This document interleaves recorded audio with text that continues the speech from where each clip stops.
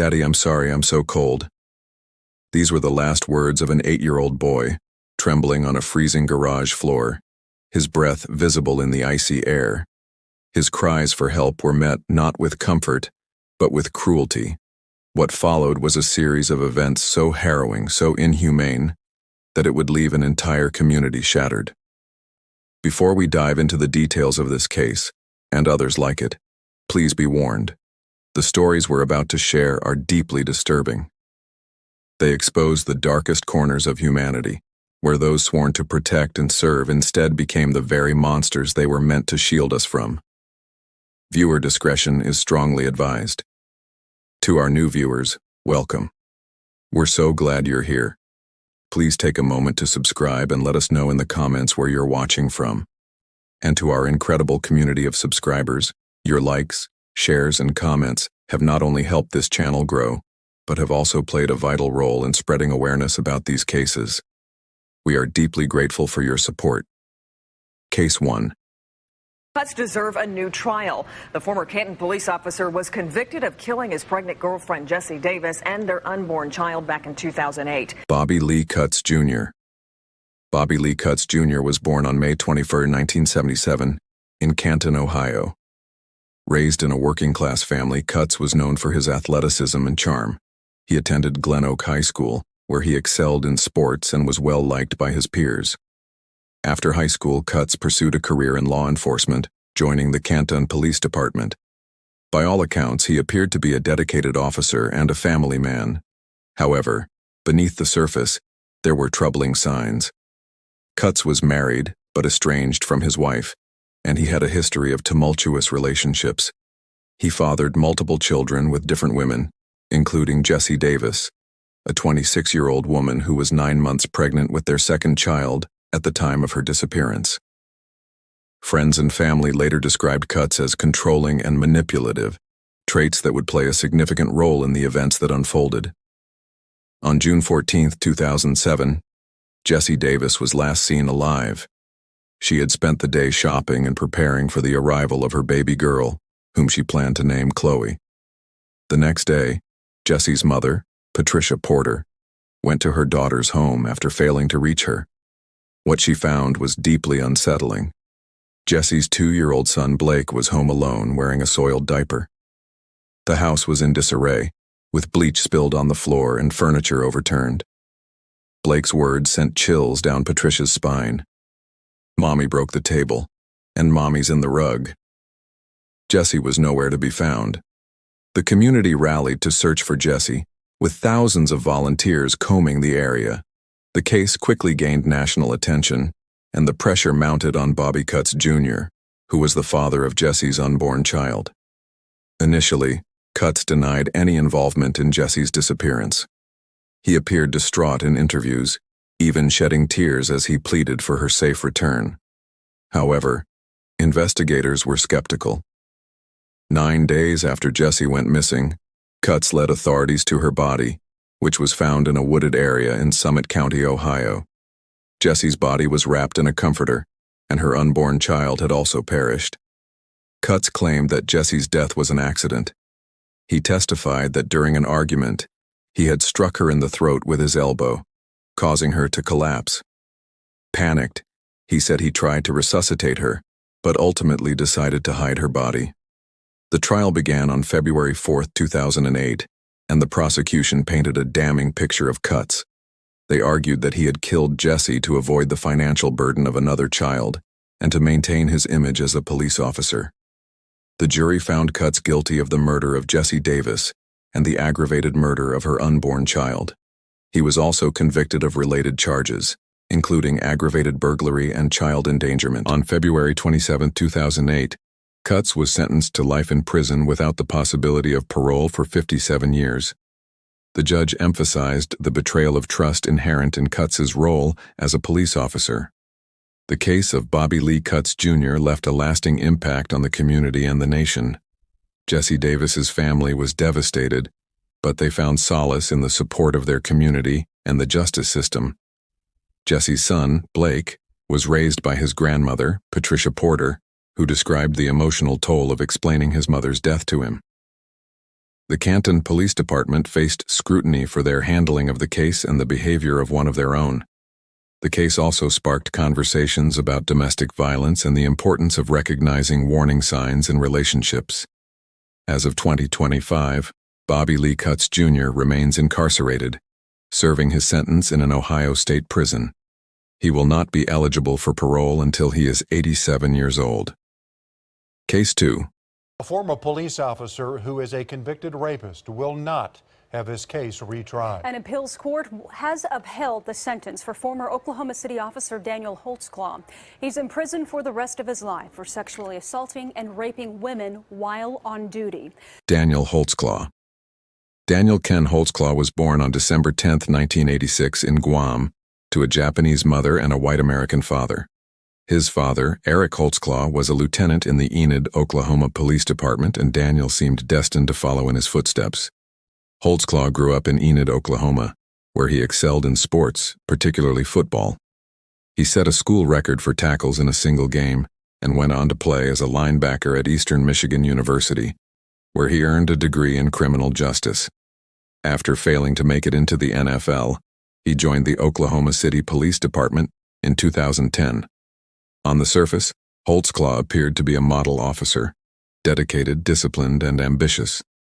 But beneath the surface, there were troubling signs. Colleagues described him as overly aggressive and arrogant, traits that would later play a role in his downfall. The case that led to Holtzclaw's arrest began in the early hours of June 18, 2014. Holtzclaw had just finished his shift and was driving home in his patrol car when he pulled over Jovanny Ligons, a woman with no criminal record. According to Ligons, Holtzclaw forced her to perform oral sex on him after making her lift her shirt and pull down her pants. She begged him to stop, fearing for her life. Unlike many of his other victims, Ligons reported the assault immediately, setting off an investigation that would uncover a horrifying pattern of abuse. Holtzclaw's crimes were not isolated incidents. Over a 6-month period, he targeted at least 13 women, all of whom were African American and from low-income neighborhoods. He used his position as a police officer to intimidate and coerce his victims, often running background checks to find women with criminal records or outstanding warrants. The investigation into Holtzclaw's actions began with Ligons' report. Detectives Kim Davis and Rocky Gregory quickly identified a pattern, linking Holtzclaw to other reports of sexual assault. Using GPS data from his patrol car and records of his traffic stops, they were able to identify additional victims. Holtzclaw was arrested on August 21, 2014, and charged with 36 counts of sexual assault, including rape, sexual battery, and forcible oral sodomy. During his interrogation, he denied all allegations and cooperated fully, even providing DNA samples. However, DNA evidence found on his uniform pants matched one of his victims, a 17-year-old girl. The trial began on November 2, 2015, and lasted 6 weeks. The prosecution presented testimony from 13 women, detailing how Holtzclaw had used his authority to exploit them. The defense attempted to discredit the victims, focusing on their criminal histories and lifestyles. On December 10, 2015, Holtzclaw was convicted on 18 of the 36 charges. The jury recommended a sentence of 263 years in prison, which the judge upheld. Holtzclaw was sent to a high-security prison under an alias for his own safety. The case of Daniel Holtzclaw sent shockwaves through Oklahoma City and the nation. It highlighted systemic issues within law enforcement, including the abuse of power and the targeting of marginalized communities. The trial received relatively little media attention compared to other high-profile cases, but local activists and organizations like OKC Artists for Justice worked tirelessly to bring awareness to the victims' stories. As of 2025, Holtzclaw remains incarcerated, serving his 263-year sentence. His appeals have been denied, and he continues to maintain his innocence. For the victims, the conviction brought some measure of justice, but the scars of his actions remain. Case 3. There is breaking news in Fulton County tonight where the fate of 2 former East Point police officers charged with murder has been decided. Yeah, the jury has just returned a verdict in the trial of Howard Weems and Marcus Eberhardt. Howard Williams. Howard Williams, known for his dedication to law enforcement, grew up in a modest neighborhood in Georgia. From a young age, he was drawn to the idea of serving and protecting his community. His family, supportive yet strict, instilled in him a strong sense of duty and responsibility. Williams joined the East Point Police Department, where he quickly rose through the ranks due to his commitment and work ethic. However, beneath his professional demeanor, colleagues noted a tendency towards impatience and a rigid adherence to protocol, traits that would later play a crucial role in his downfall. Despite his achievements, Williams struggled with the pressures of the job, often finding himself at odds with the unpredictable nature of police work. This internal conflict, coupled with the high-stress environment, set the stage for a tragic turn of events. On April 11, 2014, Howard Williams, alongside his partner Marcus Eberhardt, responded to a domestic disturbance call involving Gregory Towns Jr. The situation escalated when Towns, a large man standing over 6 feet tall, fled into a wooded area to evade arrest. Williams and Eberhardt pursued Towns, who was eventually apprehended and handcuffed. Exhausted and out of breath, Towns repeatedly stated he was too tired to walk. Frustrated by his non-compliance, Williams and Eberhardt resorted to using their tasers to force him to move. The repeated use of the taser, despite Towns being handcuffed and subdued, proved fatal. By the time paramedics arrived, Towns was unresponsive, and he was later pronounced dead at the hospital. The incident, captured in part by witnesses, quickly drew public outrage and media attention. The death of Gregory Towns Jr. prompted an immediate investigation into the actions of Howard Williams and Marcus Eberhardt.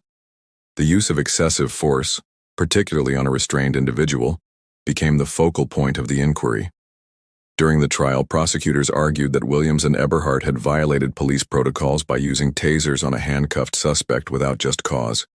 The defense claimed the officers acted within their rights, citing Towns' initial resistance and the need to ensure compliance. Williams, who showed little emotion during the proceedings, maintained that his actions were justified. However, the jury was unconvinced, finding him guilty of involuntary manslaughter. Eberhardt faced a more severe charge of felony murder and received a life sentence. The trial highlighted systemic issues within the police department, including inadequate training and oversight regarding the use of force. The verdict was seen as a rare instance of accountability in cases involving police misconduct.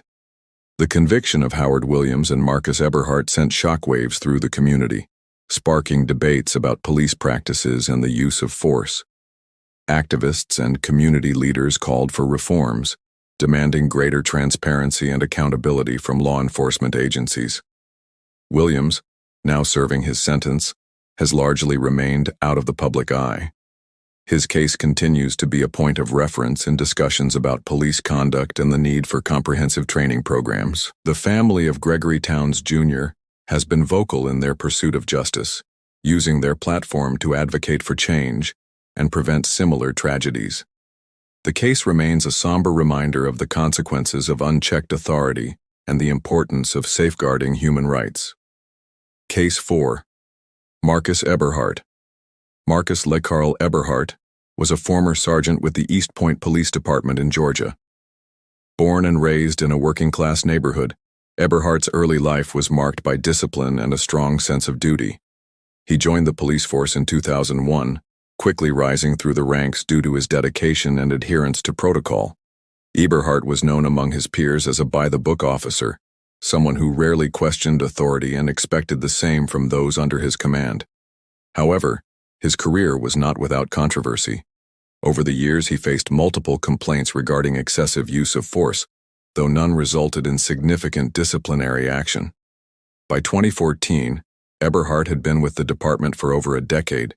He was well versed in the use of non-lethal weapons, including tasers, and had undergone annual training on the department's use of force policies. Despite this, his actions on April 11, 2014, would reveal a troubling disregard for those very guidelines. On April 11, 2014, Gregory Towns Jr., a 24-year-old man, found himself at the center of a domestic dispute. His girlfriend called 911, reporting that Towns had assaulted her. When officers arrived at the scene, Towns fled on foot, leading them on a chase through a wooded area. Towns, who was over 6 feet tall and weighed 281 pounds, was eventually apprehended. Exhausted and out of breath, he complied with the officer's commands to lie face down and be handcuffed. From that moment on, he posed no threat. Eberhardt, acting as a supervisor that day, arrived at the scene shortly after Towns was detained. Despite Towns repeatedly stating that he was too tired to walk, Eberhardt ordered him to stand and move toward the patrol car. When Towns collapsed, Eberhardt instructed another officer, Howard Weems, to use a taser to force compliance. Over the next several minutes, Towns was tased multiple times in drive-stun mode, a method designed to cause intense pain without incapacitating the target. Each time he fell, the officers shocked him again, demanding that he get up. Witnesses later described the scene as harrowing, with Towns begging for a moment to rest and stating, "I can't get up. I'm tired." By the time paramedics arrived, Towns was unresponsive. He was pronounced dead shortly thereafter. An autopsy revealed that he had suffered cardiac arrest, with the repeated use of the taser listed as a contributing factor. The death of Gregory Towns Jr.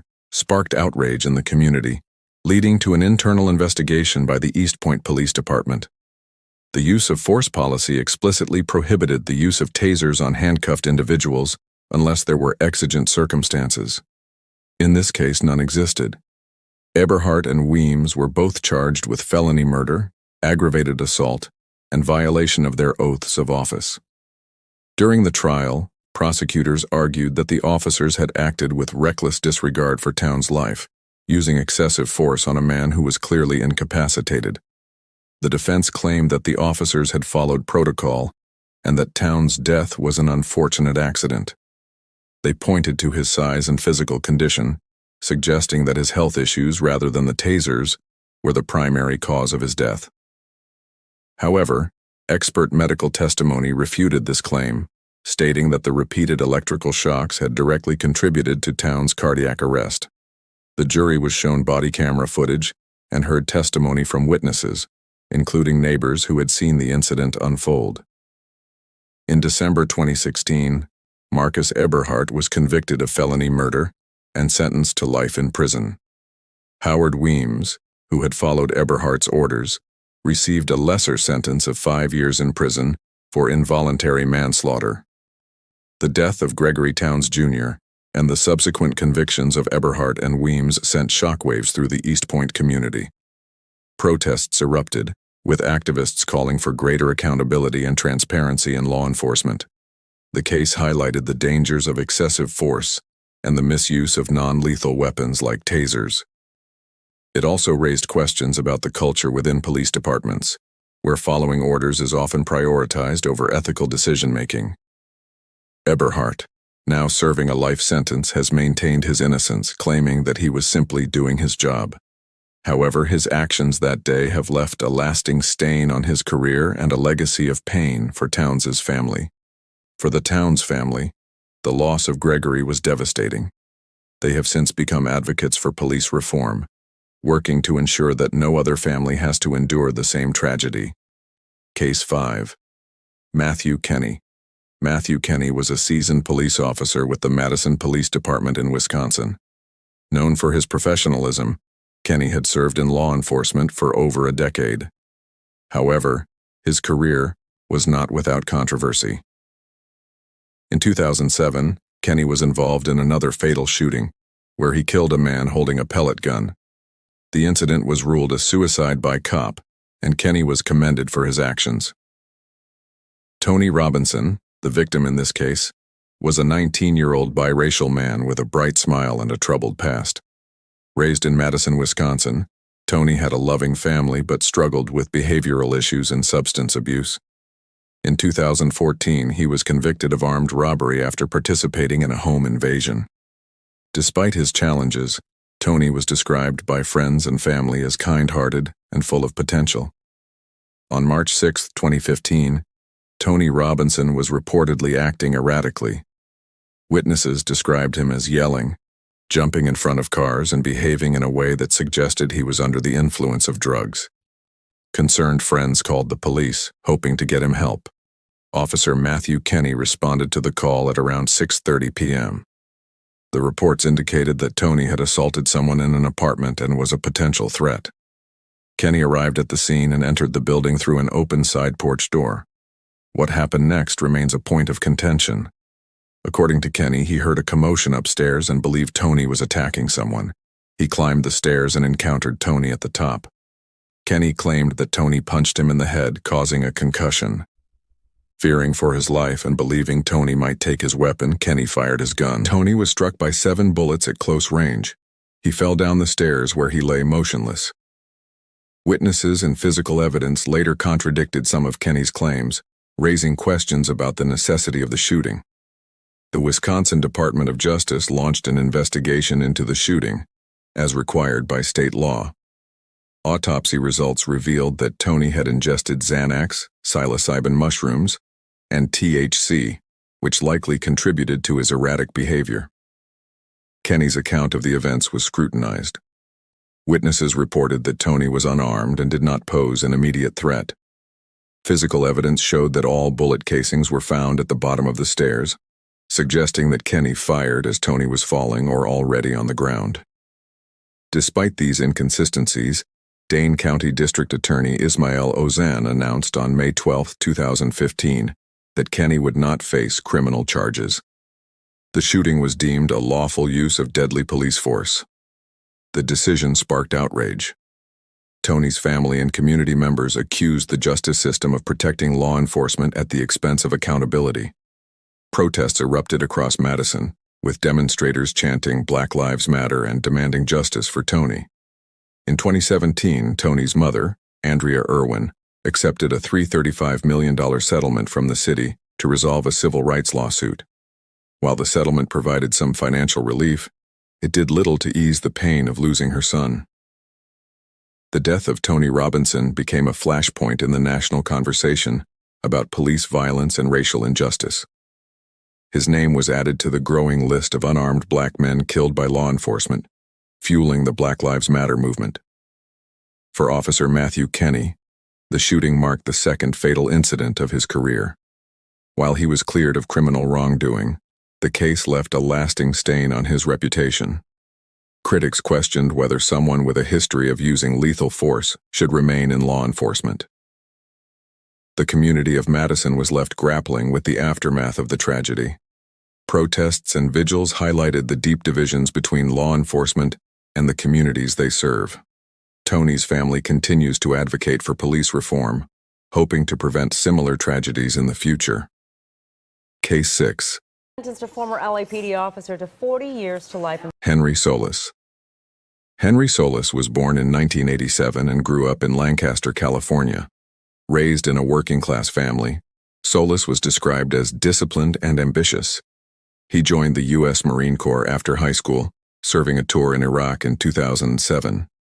His military service earned him several medals, including recognition for his marksmanship and conduct. After leaving the Marines, Solis pursued a career in law enforcement, a path that seemed to align with his disciplined background. In 2014, he achieved his dream of becoming a police officer, joining the Los Angeles Police Department, LAPD. Assigned to the Devonshire Division in the San Fernando Valley, Solis was still in training when his life took a dark turn. Despite his outward success, there were signs of instability. Friends and colleagues noted his temper and a tendency to take things personally. These traits, combined with his military training, would later play a role in the tragic events that unfolded. The date was March 13, 2015. Solis, off-duty at the time, was at a bar in downtown Pomona. Witnesses later described him as agitated and confrontational. That night, he crossed paths with 23-year-old Salome Rodriguez Jr., a young man out enjoying the evening. An argument broke out between the two men inside the bar. The exact cause of the dispute remains unclear, but it quickly escalated. Solis, fueled by anger, followed Rodriguez outside. Surveillance footage captured the two men in a heated exchange before Solis chased Rodriguez down the street. Moments later, gunshots rang out. Solis shot Rodriguez multiple times, leaving him fatally wounded. Witnesses described the scene as chaotic, with people fleeing in panic. Solis, instead of staying to render aid or explain his actions, fled the scene. The investigation began immediately. Pomona police found Solis's car abandoned near the crime scene, a critical piece of evidence that linked him to the shooting. When Solis failed to report for duty the next day, the LAPD launched an internal inquiry. Solis's actions after the shooting raised even more red flags. He called his father, Victor Solis, and the two drove to El Paso, Texas. Surveillance footage later revealed the pair crossing the U.S.-Mexico border on foot. Solis had become a fugitive. For 2 months, Solis evaded capture, hiding with relatives in Ciudad Juarez, Mexico. The FBI and U.S. Marshals launched a manhunt, working with Mexican authorities to track him down.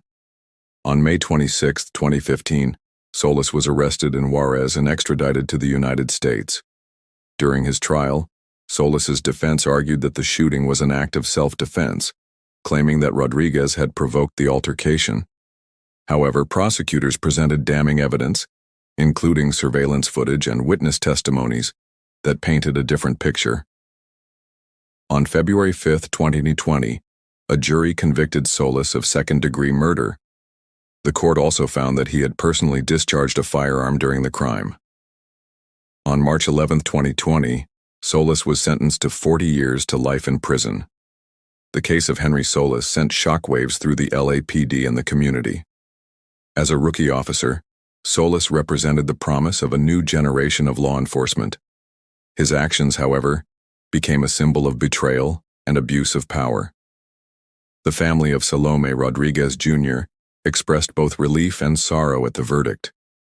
While justice had been served, no sentence could bring back their son. Rodriguez's mother, Lydia, described the pain of losing her child and the betrayal of knowing his killer was someone sworn to protect the public. The LAPD faced intense scrutiny following the case. Questions were raised about their vetting and training processes, particularly for officers with military backgrounds. The department pledged to review its policies to prevent similar incidents in the future. As of 2025, Solis remains incarcerated, serving his sentence in a California state prison. His father, Victor, was convicted of aiding his escape and sentenced to 3 years probation. Case 7.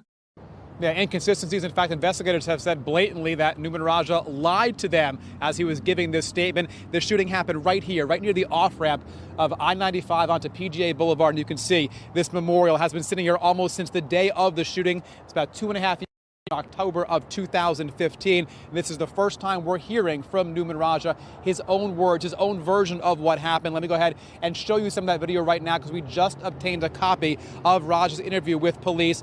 Raja, at the time of the shooting, was dressed in plain clothes and he was driving an unmarked white van. He says he saw what he thought was an empty vehicle parked. Numan Raja was born in Pakistan and later immigrated to the United States, becoming a naturalized citizen in 2001. His grandfather had served as a police chief in Pakistan, and Raja seemed to follow in his footsteps, pursuing a career in law enforcement. Raja worked for several small police departments in Florida before joining the Palm Beach Gardens Police Department in 2015. Known for his ambition, he was also described as aggressive and overzealous, traits that would later come under scrutiny. At the time of the incident, Raja was working as a plainclothes officer conducting burglary surveillance. His career, however, was on shaky ground, as he was still within his 6-month probationary period with the department. On October 18, 2015, Corey Jones, a 31-year-old musician and housing inspector, was driving home from a late-night performance with his band, Future Presidents. His SUV broke down on the southbound exit ramp of Interstate 95 in Palm Beach Gardens, Florida. Jones called for roadside assistance and waited by his vehicle. He had also recently purchased a legally owned .380 caliber handgun for self-defense, which he carried with him that night. Numan Raja, dressed in plain clothes and driving an unmarked white van, approached Jones's vehicle. Raja later claimed he thought the SUV was abandoned and that he was conducting a routine check. However, audio recordings from Jones's phone call with roadside assistance revealed a different story. Raja did not identify himself as a police officer. Instead, he aggressively confronted Jones, who likely mistook him for a threat. Within seconds, Raja fired 6 shots, hitting Jones 3 times. One bullet pierced Jones's heart, killing him. Jones's gun was found nearby, unfired. The Palm Beach County Sheriff's Office, with assistance from the FBI, launched an investigation into the shooting. Raja's initial statements to investigators claimed that he had identified himself as a police officer and fired in self-defense after Jones pointed a gun at him. However, the audio recording from Jones's phone call contradicted Raja's account. The recording revealed that Raja never identified himself as an officer and that the final shot was fired 33 seconds before Raja called 911. In June 2016, a grand jury indicted Raja on charges of manslaughter by culpable negligence and attempted first-degree murder. He was arrested, released on a $250,000 bond, and placed under house arrest. During the trial, prosecutors argued that Raja's actions were reckless and unjustified. They highlighted the audio evidence, which painted a clear picture of the events leading up to Jones's death. The defense, on the other hand, claimed that Raja acted in self-defense, citing Florida's Stand Your Ground law. On March 7, 2019, after an 8-day trial, Raja was found guilty on both charges. The jury's decision marked the first time in 30 years that a Florida police officer was convicted for an on-duty shooting. On April 25, 2019, Raja was sentenced to 25 years in prison. The judge described the case as heartbreaking and emphasized the gravity of Raja's actions. The killing of Corey Jones sent shockwaves through the community and reignited debates about police accountability and the use of force. Jones's family, represented by civil rights attorney Benjamin Crump, called for justice and systemic change. In 2023, the family reached a $2 million settlement in a wrongful death lawsuit against the city of Palm Beach Gardens and Raja. As of 2025, Raja remains incarcerated at the Wakulla Correctional Institution in Florida. His scheduled release date is February 27, 2044, though he may be eligible for parole in 2040. Case 8. Nicholas Tartaglione. Nicholas Tartaglione was born and raised in New York, where he grew up in a working-class family. He pursued a career in law enforcement, eventually becoming a police officer in Briarcliff Manor, a small town in Westchester County. Tartaglione was known for his physical strength and imposing presence, traits that earned him respect among his peers, but also raised concerns about his aggressive tendencies. Despite his outward appearance as a dedicated officer, Tartaglione's career was marred by controversy. He was accused of misconduct multiple times, including allegations of excessive force. These incidents hinted at a darker side, one that would later manifest in unimaginable violence. After leaving the police force, Tartaglione ventured into the world of drug trafficking. He became involved in a cocaine distribution ring, a stark departure from his days as a law enforcement officer. This shift marked the beginning of his descent into criminality, setting the stage for the horrific events of 2016. On April 11, 2016, Martin Luna, a man involved in a drug operation with Tartaglione, was lured to the Liquid Lounge, a bar owned by Tartaglione's brother in Chester, New York. Luna had reportedly stolen $250,000 from Tartaglione, and the former officer was determined to confront him. Unaware of the deadly trap awaiting him, Luna brought along his 2 nephews, Miguel Luna and Urbano Santiago, as well as a family friend, Hector Gutierrez. The 4 men entered the bar, where Tartaglione was waiting. What happened next was nothing short of a nightmare. Tartaglione restrained and tortured Martin Luna, demanding to know the whereabouts of the stolen money. When Luna failed to provide the information, Tartaglione strangled him to death with a zip tie. The other 3 men, who were simply in the wrong place at the wrong time, were forced to kneel in a remote wooded area. Tartaglione executed them with gunshots to the back of the head, their lives extinguished in an instant. The bodies of all 4 victims were buried in a shallow grave on Tartaglione's property in Otisville, a grim attempt to cover up the crime. The disappearance of the 4 men initially baffled investigators. It wasn't until December 2016, 8 months after the murders, that the FBI and local law enforcement discovered the mass grave on Tartaglione's property. The gruesome discovery sent shockwaves through the community and marked the beginning of a complex investigation. Surveillance footage from the Liquid Lounge showed the victims entering the bar on the day of their disappearance.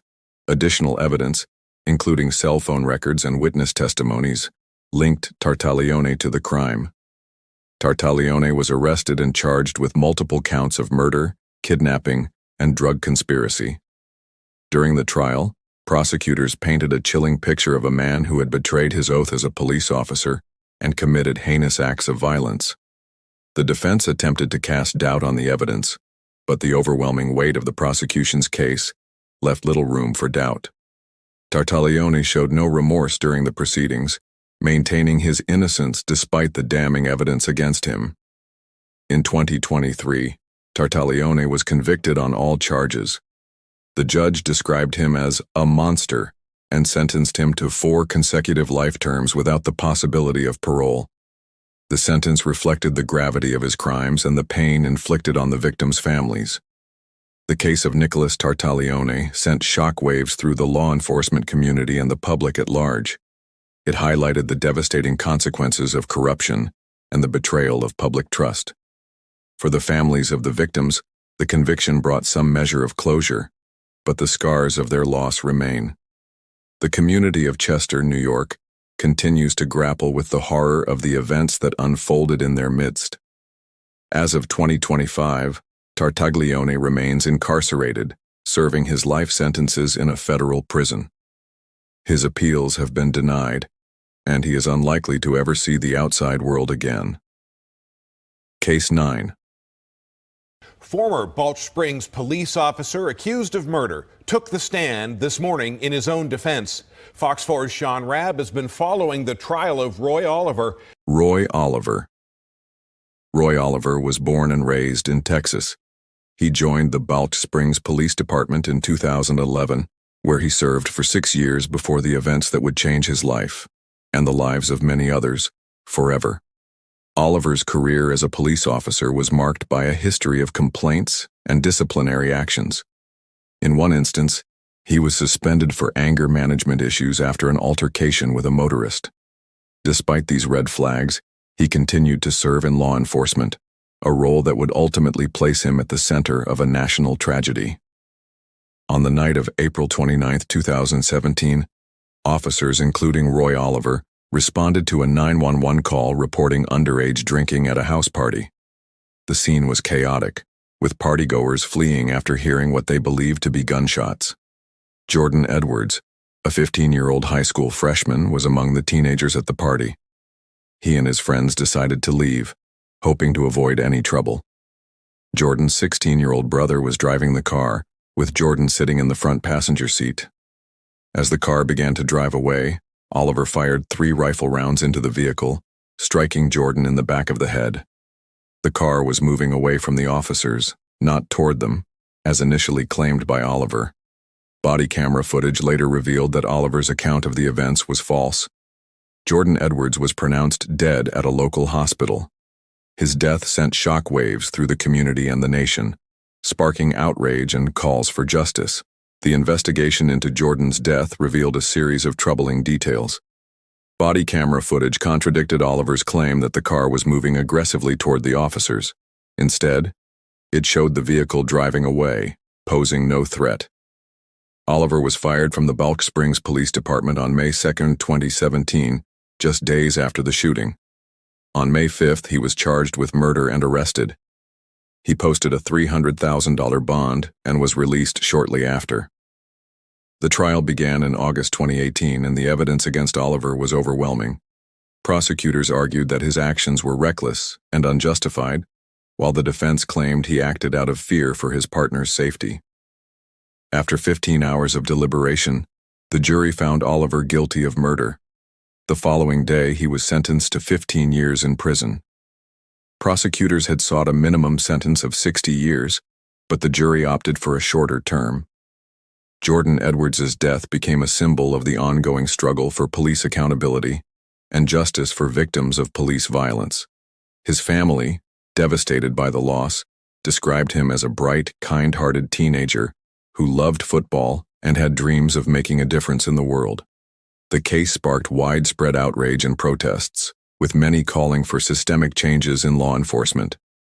The hashtag #RJordanEdwards trended on social media, amplifying the call for justice. As of 2025, Roy Oliver remains incarcerated, serving his 15-year sentence. He will be eligible for parole in 2026. Case 10.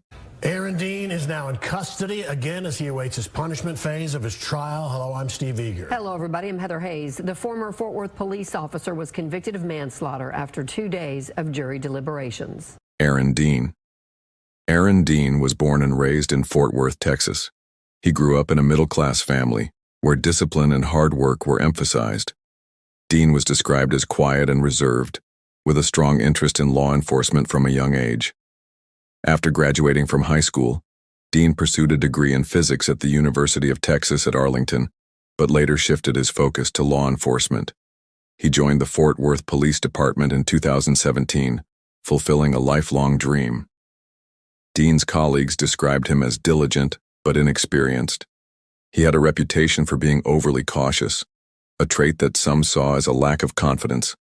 Despite this, he was determined to prove himself in the field. However, his short tenure with the department would be overshadowed by a single devastating decision. On October 12, 2019, Aaron Dean was dispatched to a home in Fort Worth for a welfare check. A concerned neighbor had called a non-emergency line, reporting that the front door of a Tatiana Jefferson's home was open late at night. A Tatiana Jefferson, a 28-year-old black woman, was inside the house playing video games with her 8-year-old nephew, Zion Carr. Earlier that evening, they had accidentally burned hamburgers, prompting them to open the doors to air out the smoke. Dean and his partner, Officer Carol Darch, arrived at the scene around 2:25 a.m.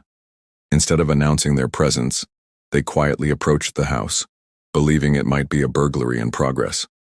Dean moved to the backyard, shining his flashlight through a window. Inside, Jefferson heard noises and retrieved her handgun, likely fearing an intruder. As she approached the window, Dean saw her silhouette. Without identifying himself as a police officer, he shouted, "Put your hands up, show me your hands," and fired a single shot through the glass. Jefferson collapsed to the floor, mortally wounded. Zion, who witnessed the shooting, later testified that his aunt had been trying to protect him, thinking there was a prowler outside. The shooting of a Tatiana Jefferson sparked immediate outrage, both locally and nationally. Critics condemned Dean's actions as reckless and emblematic of systemic issues within law enforcement. Dean resigned from the Fort Worth Police Department 2 days after the incident and was arrested shortly thereafter. He was charged with murder, a rare move in cases involving police officers. During the trial, prosecutors argued that Dean had acted negligently, failing to follow basic police protocols. They highlighted his decision not to announce his presence and his failure to render aid after the shooting. Dean took the stand in his own defense, claiming he had fired in self-defense after seeing a gun pointed at him. However, under cross-examination, he admitted to multiple instances of bad police work, including not informing his partner about the gun and not fully assessing the situation before firing. The jury deliberated for over 13 hours before convicting Dean of manslaughter, a lesser charge than murder. On December 16, 2022, he was sentenced to 11 years, 10 months, and 12 days in prison. The death of Tatiana Jefferson and the subsequent trial of Aaron Dean had a profound impact on the Fort Worth community and beyond. Protests erupted, with activists demanding justice for Jefferson and broader reforms in policing. Jefferson's family expressed mixed emotions about the verdict, grateful for the conviction, but disappointed that Dean was not found guilty of murder. Her death became a rallying cry for accountability and change, often mentioned alongside other high-profile cases like those of George Floyd and Breonna Taylor. Dean's conviction marked a rare instance of a police officer being held criminally responsible for an on-duty shooting. However, the case also underscored the challenges of prosecuting law enforcement officers, particularly when issues of race and systemic bias are involved. As of 2024, Dean remains incarcerated, with his legal team pursuing appeals. Meanwhile, Jefferson's family continues to honor her memory, advocating for justice and systemic change. Case 11. Chief murdered in an alleged alcohol-fueled brawl inside a Florida hotel room. His own officer accused of the crime. Michael Nye. Michael Patrick Nye, a seasoned detective from Manford, Oklahoma, was known for his dedication to law enforcement. Born and raised in a small town, Nye grew up in a close-knit community where respect for authority and hard work were deeply ingrained values. Nye's career in law enforcement spanned decades, during which he earned a reputation as a reliable and diligent officer. However, those who knew him personally described a man who struggled with the pressures of the job.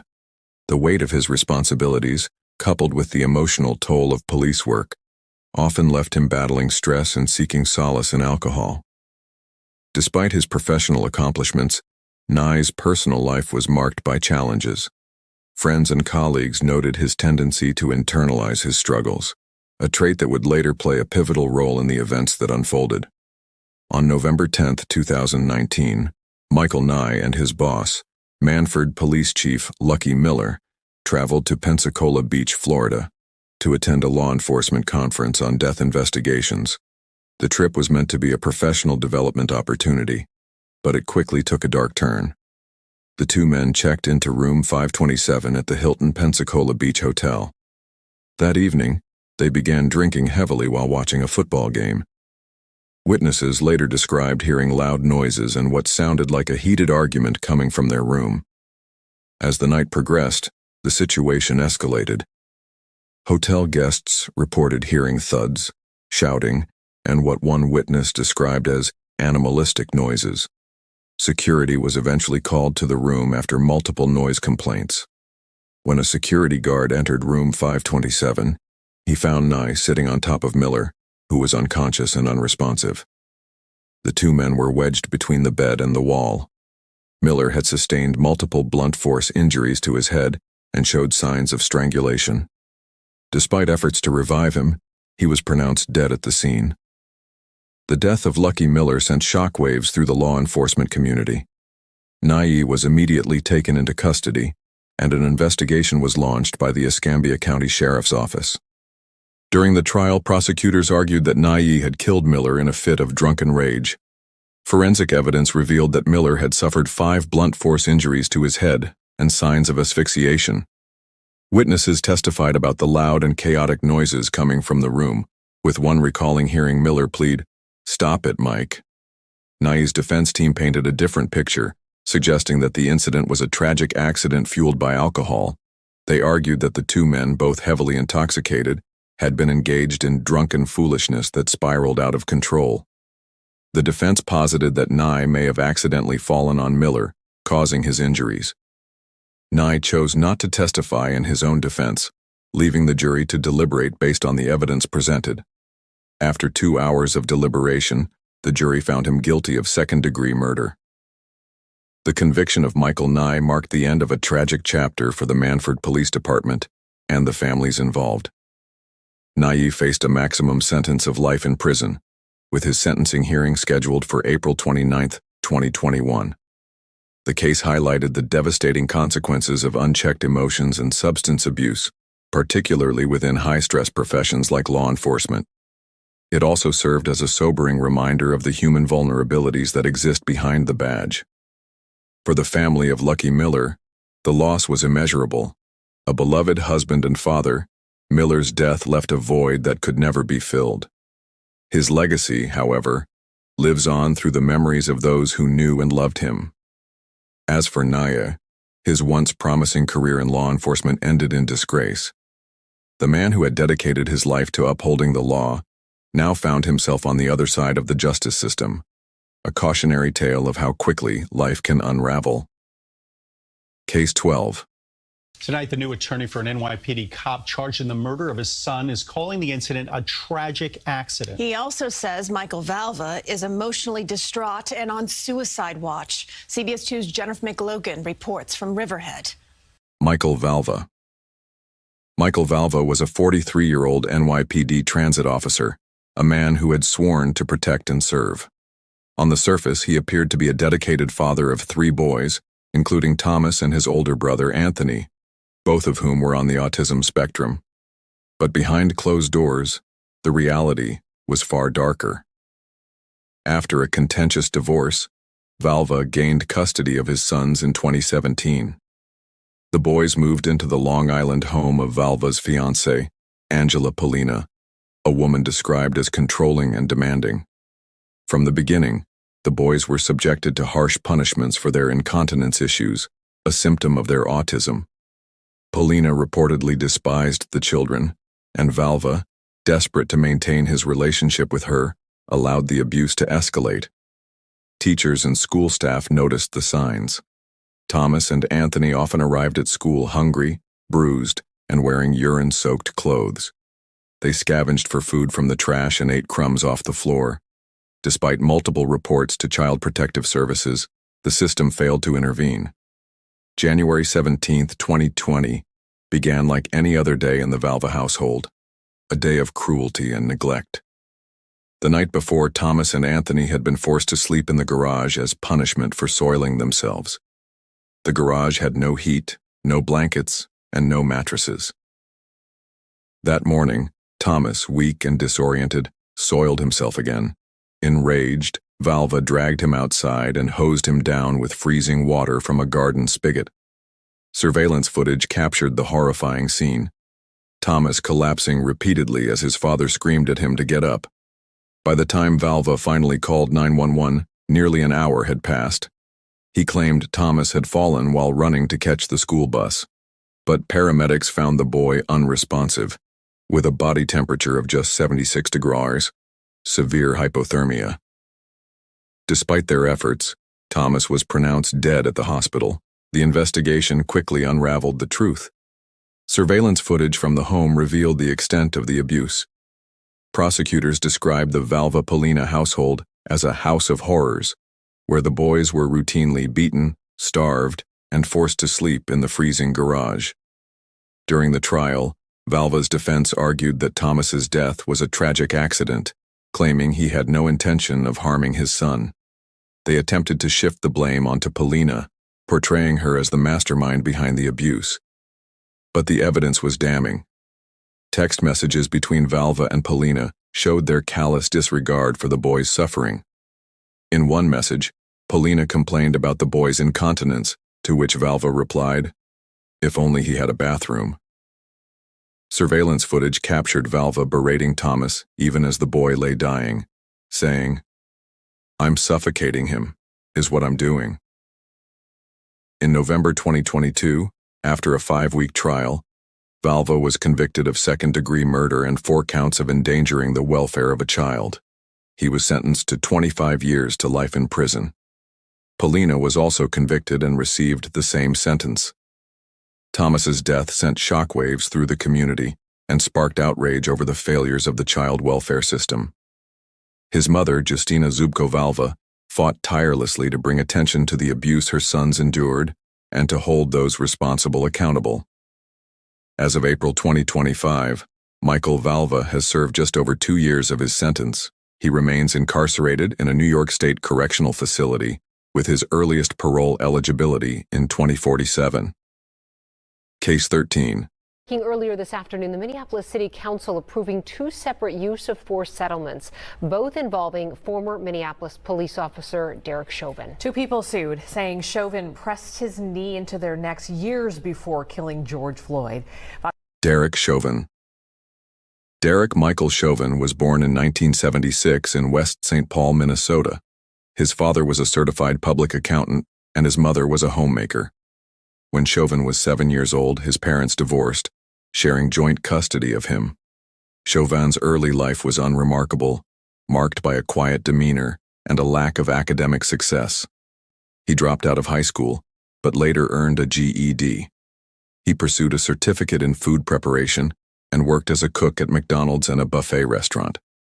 In 1996, Chauvin joined the U.S. Army Reserve, serving as a military police officer until 2004. During this time, He also attended community college and later earned a bachelor's degree in law enforcement. In 2001, he joined the Minneapolis Police Department, where he would serve for nearly 2 decades. Chauvin's career was marred by controversy. He was involved in 3 police shootings, one of which was fatal, and had 18 complaints filed against him, though only 2 resulted in disciplinary action. Colleagues described him as rigid and by the book, but his record hinted at a troubling pattern of excessive force, particularly against people of color. On May 25, 2020, Derek Chauvin and 3 other officers responded to a call about a man allegedly using a counterfeit $20 bill at a convenience store in Minneapolis. The man was George Floyd, a 46-year-old African-American who had recently moved to the city for a fresh start. Floyd was handcuffed and placed on the ground after reportedly resisting getting into the police car. Witnesses and body camera footage later revealed that Floyd was cooperative but visibly distressed, repeatedly telling officers that he couldn't breathe. Chauvin knelt on Floyd's neck, pressing his full weight into him, while Floyd lay face down, handcuffed and motionless. For 9 minutes and 29 seconds, Floyd pleaded for his life, calling out for his mother and saying, "I can't breathe."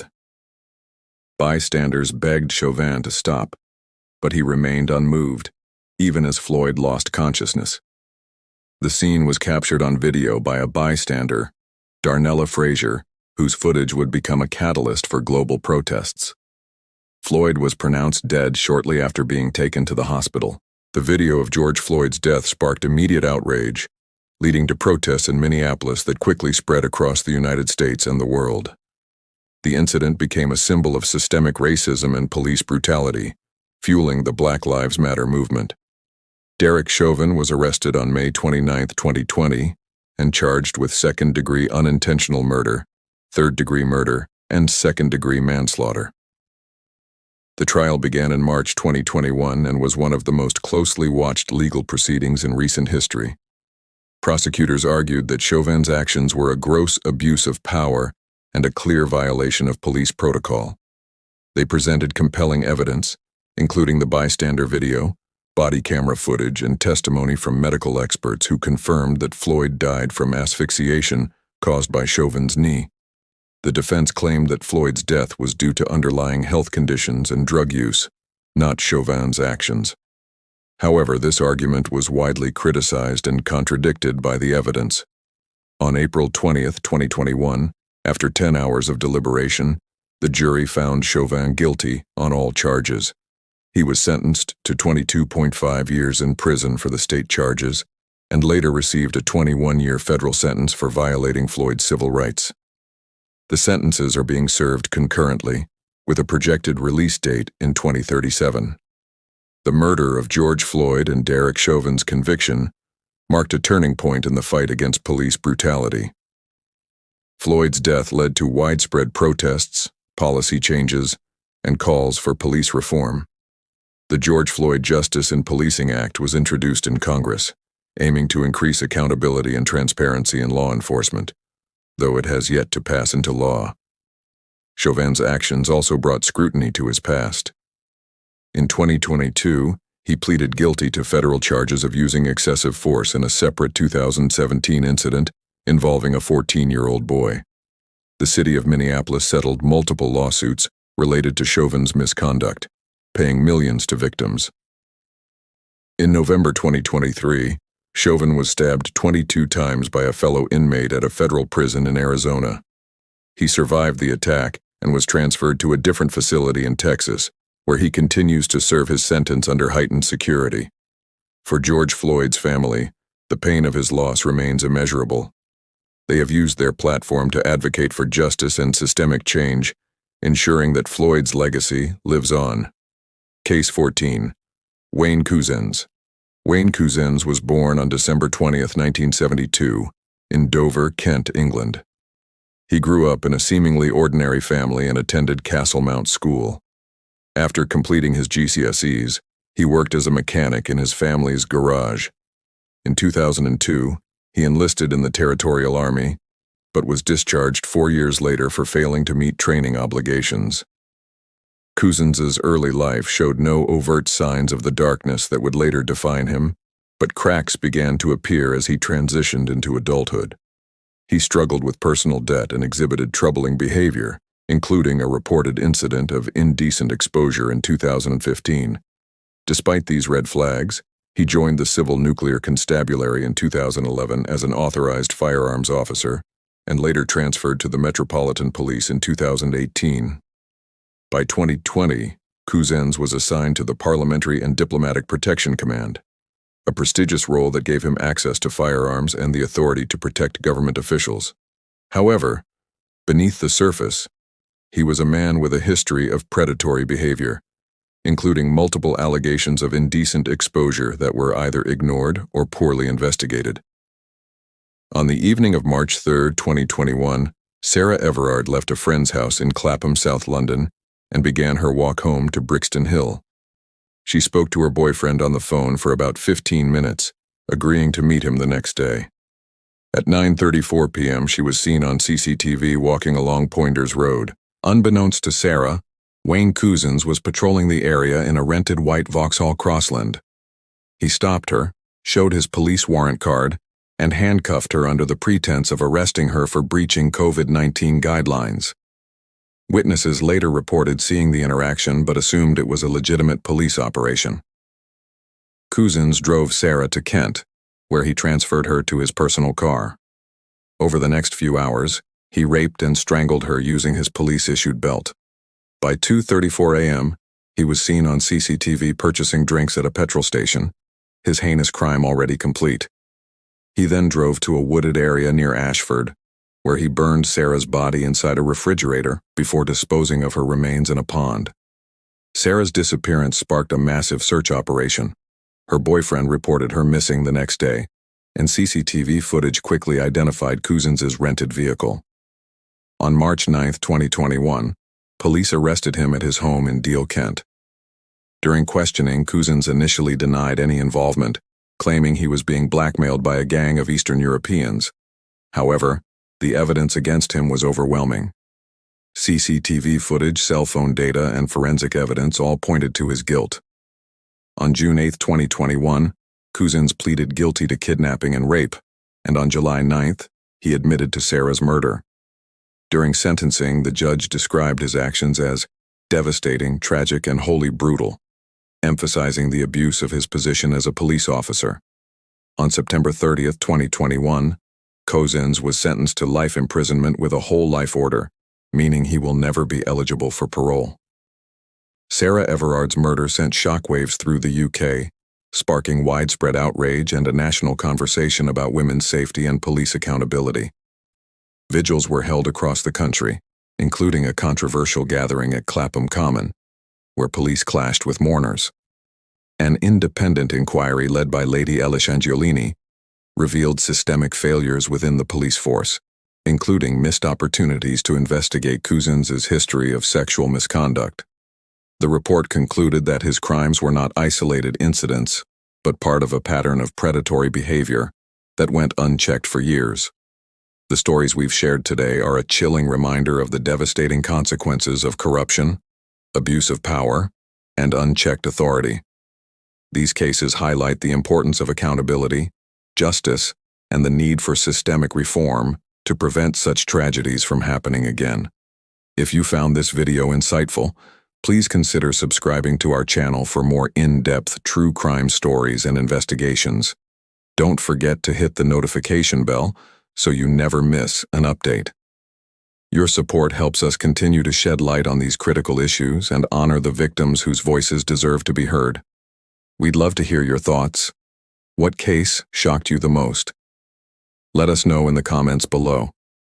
And if there's a story you'd like us to cover, feel free to share your suggestions. Together we can keep these conversations alive and demand the change our society so desperately needs. Case 1. Former Oklahoma City police officer Daniel Holtzclaw reacting to his conviction, this is back in 2015, ultimately sentenced to more than 200 years in prison. Daniel Holtzclaw. Daniel Ken Holtzclaw was born on December 10, 1986 in Guam, to a Japanese mother and a white American father. Raised in Enid, Oklahoma, Holtzclaw appeared to have the makings of a successful life.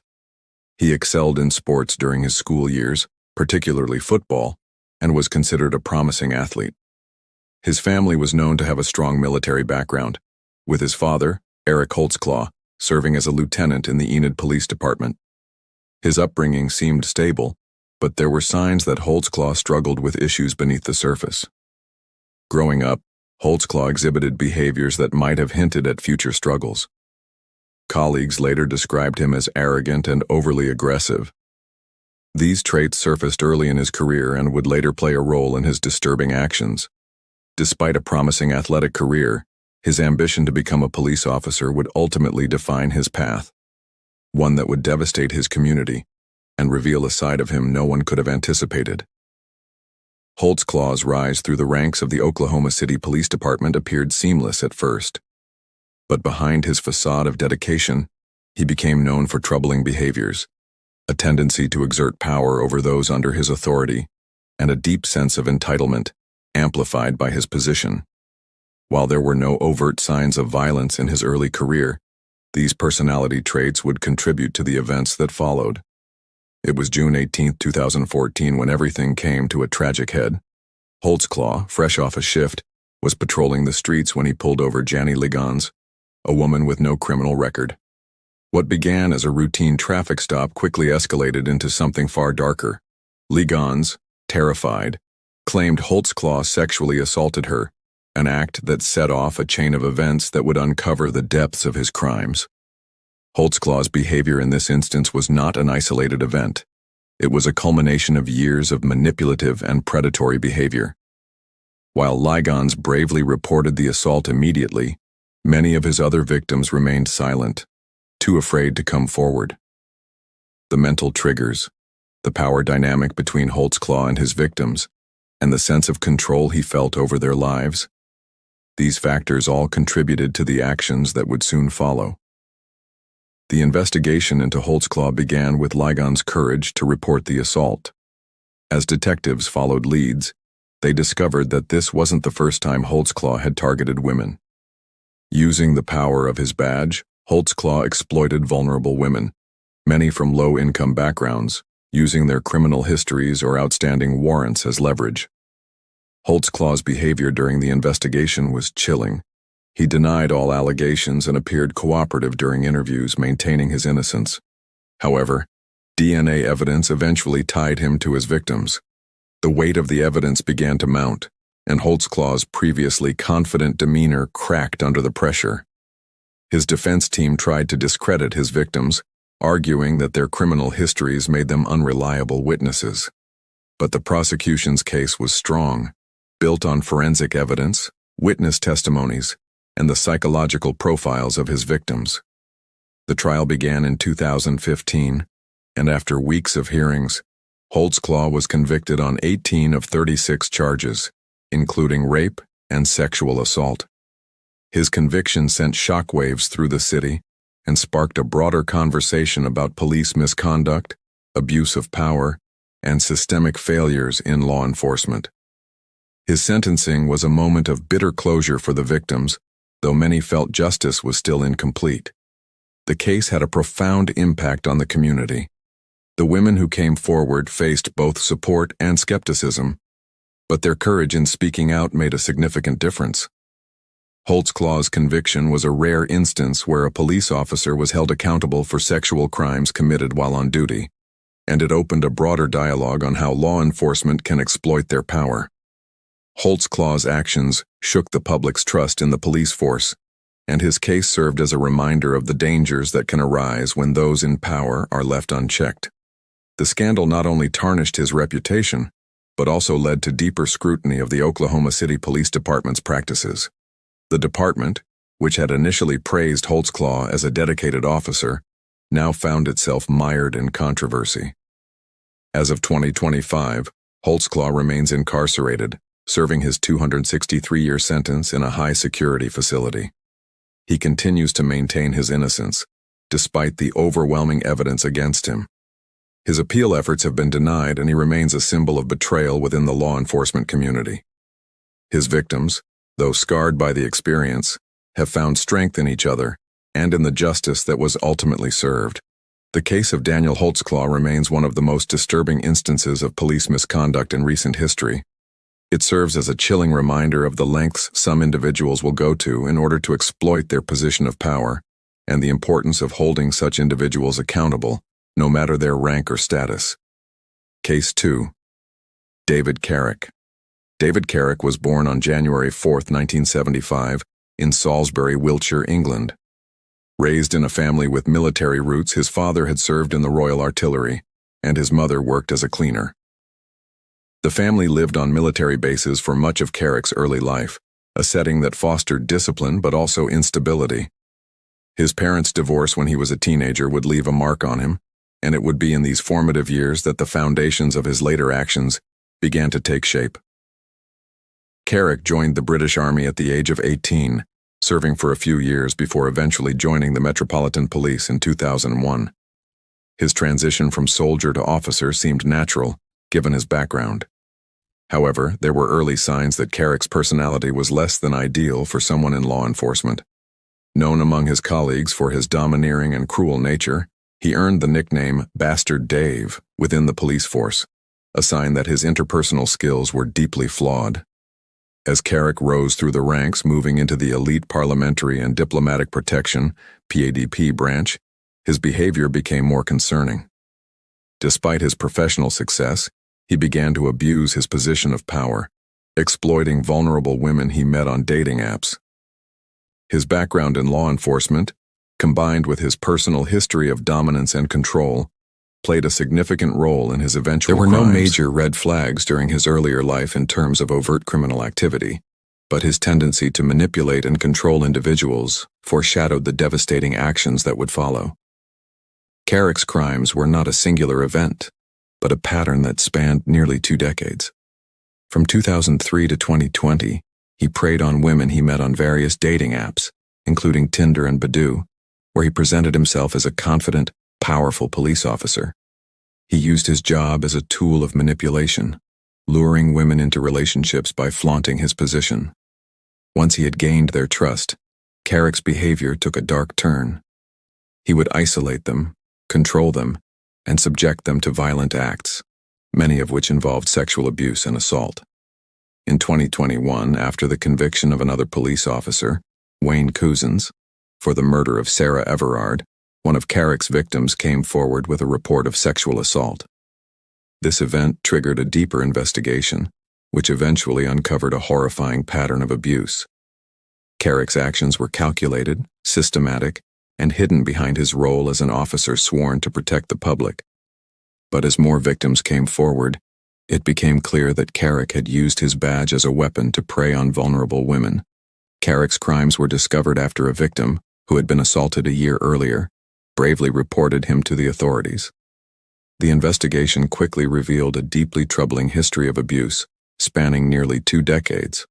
Over 40 police officers were assigned to the case, and it involved reviewing more than 300 witness statements and 4,000 pages of evidence.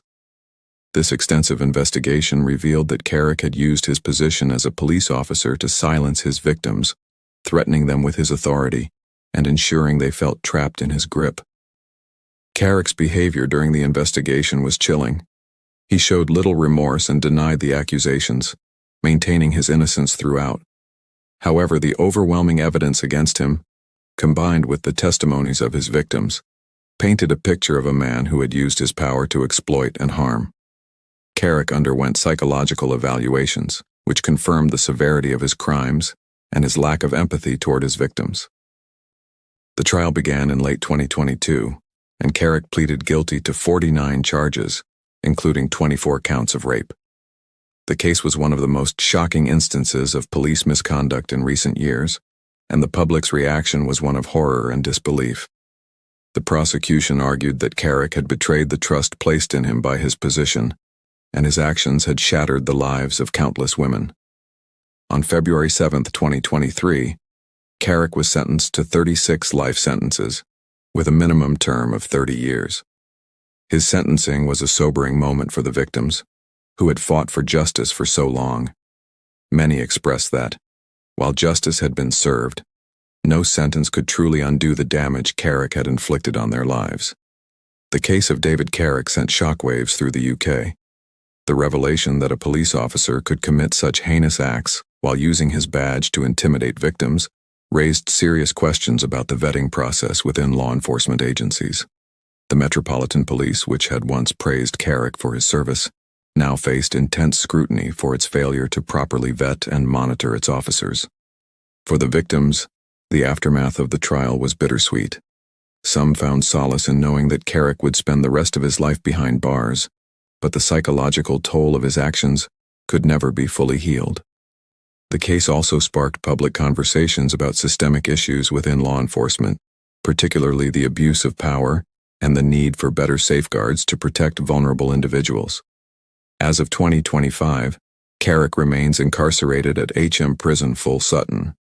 He will not be eligible for parole until 2052, ensuring that he will spend decades behind bars for his crimes. The case continues to serve as a reminder of the importance of accountability within law enforcement, and it has prompted calls for greater transparency and reform within the police force. Carrick's case is one of the most egregious instances of police misconduct in modern history, and it has left an indelible mark on both the victims and the public. The trust between the police and the community has been irrevocably damaged, and the scars of Carrick's abuse will likely remain for many years to come. Case 3. A retired New York police officer is accused of killing 4 men over 5 kilos of cocaine. Prosecutors say 49-year-old Nicholas Tartaglione, a bodybuilder who once worked for the Briarcliff Manor Police Department, killed the Hispanic men back in April. Well, today the FBI searched Tartaglione's property for additional bodies. The remains of the 4 men were recently found buried on the 178-acre plot in Titusville, New York.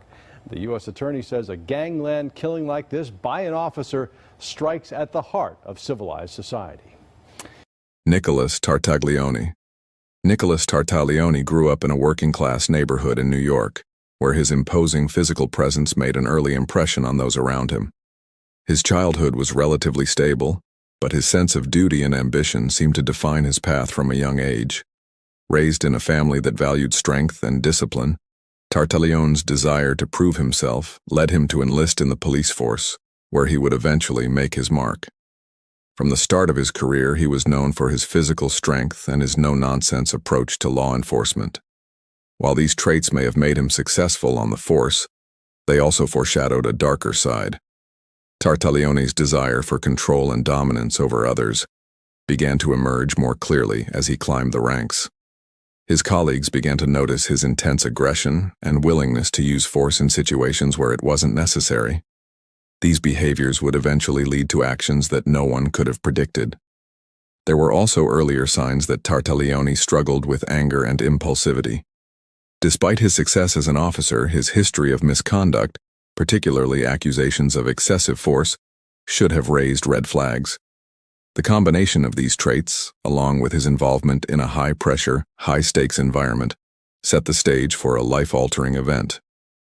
On April 11, 2016, the course of Nicholas Tartaglione's life would change forever. A former police officer turned drug trafficker, he lured Martin Luna to the Liquid Lounge in Chester, New York, under the guise of resolving a business dispute. Luna had allegedly stolen $250,000 from Tartaglione, a loss that could not go unpunished. But what began as a confrontation quickly escalated into something much more horrific. In a moment of anger and vengeance, Tartaglione did not seek resolution. He sought control. After torturing Luna for hours to extract information, Tartaglione ultimately strangled him to death with a zip tie. But it didn't end there. The other 3 men, Luna's nephews and a family friend, were caught in the crossfire. Tartaglione executed them in cold blood, firing gunshots to the back of their heads, their lives extinguished without a second thought. This gruesome crime did not happen in isolation.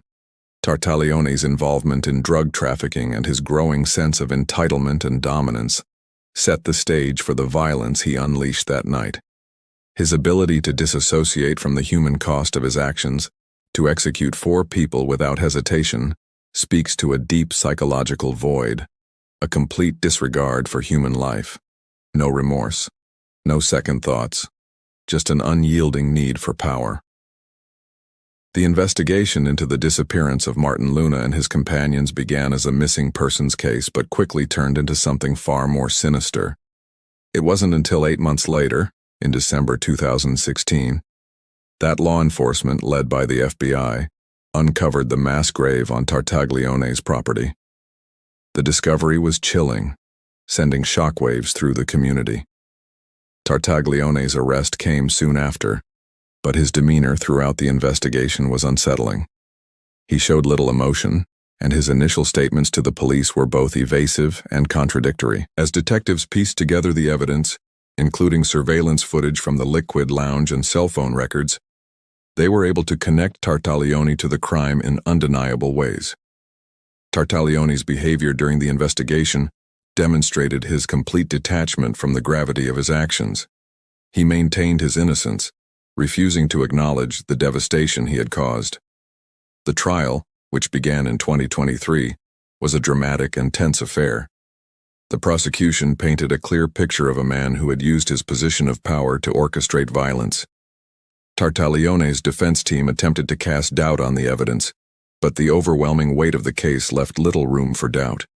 They argued that Tartaglione was merely acting in self-defense, but the jury saw through the manipulation. Tartaglione was convicted on multiple counts of murder, kidnapping, and drug conspiracy. The court sentenced him to 4 consecutive life terms without the possibility of parole. His refusal to show any remorse during the trial only further solidified the public's perception of him as a cold-blooded killer.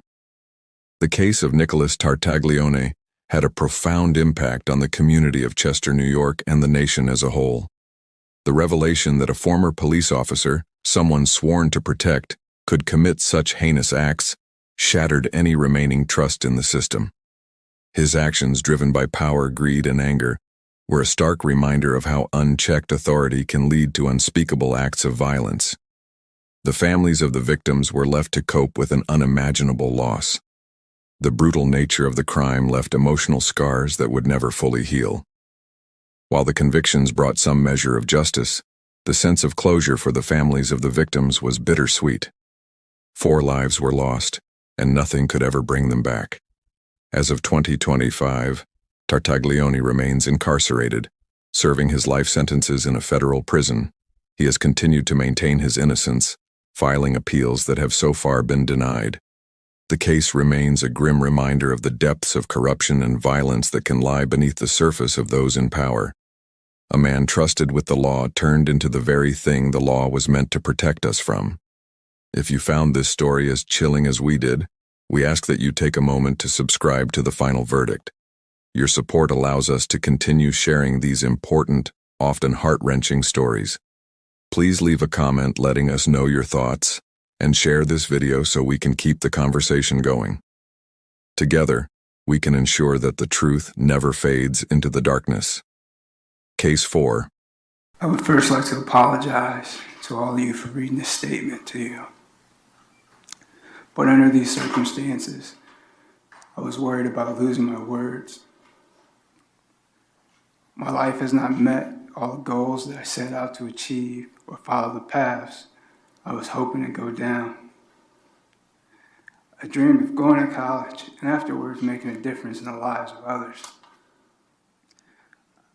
I dreamed of becoming mayor and someday making this a better place to live. While in college, I became a father and decided to put college on hold to handle the responsibility that I now had. In the interim, I became a police officer. At this point in time, Taylor, my daughter, was my priority. And I did my best to become a responsible father to her. This was important to me because in my childhood, I hadn't always had that.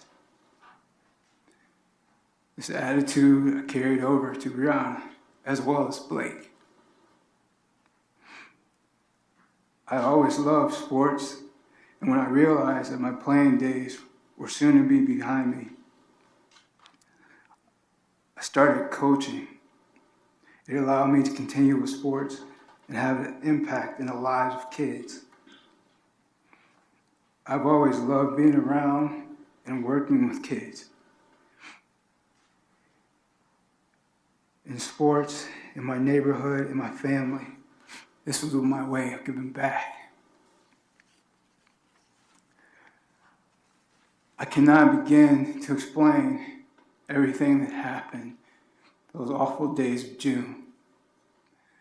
It was a nightmare that will continue to haunt me the rest of my days. To imagine that I was responsible for the death of Jessie, the mother of my children, and my unborn daughter is beyond any words that I can express.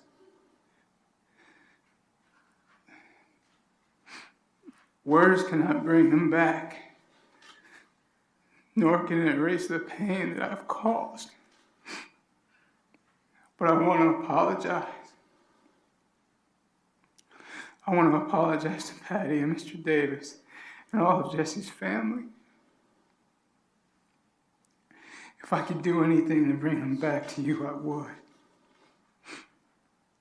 I pray that you find peace and that you someday find room for forgiveness. I also want to thank Patty for taking care of Blake and helping him get through this difficult time. I recognize now that from the moments of Jessie's death, every decision I made was wrong. Although I never intended on causing any harm to Jessie or our baby, I accept responsibility. I also know that by my inability and unwillingness to come forward, I caused you greater pain, which I deeply regret. For these actions, I also want to apologize to the community as a whole, who opened their hearts to Jessie and the baby.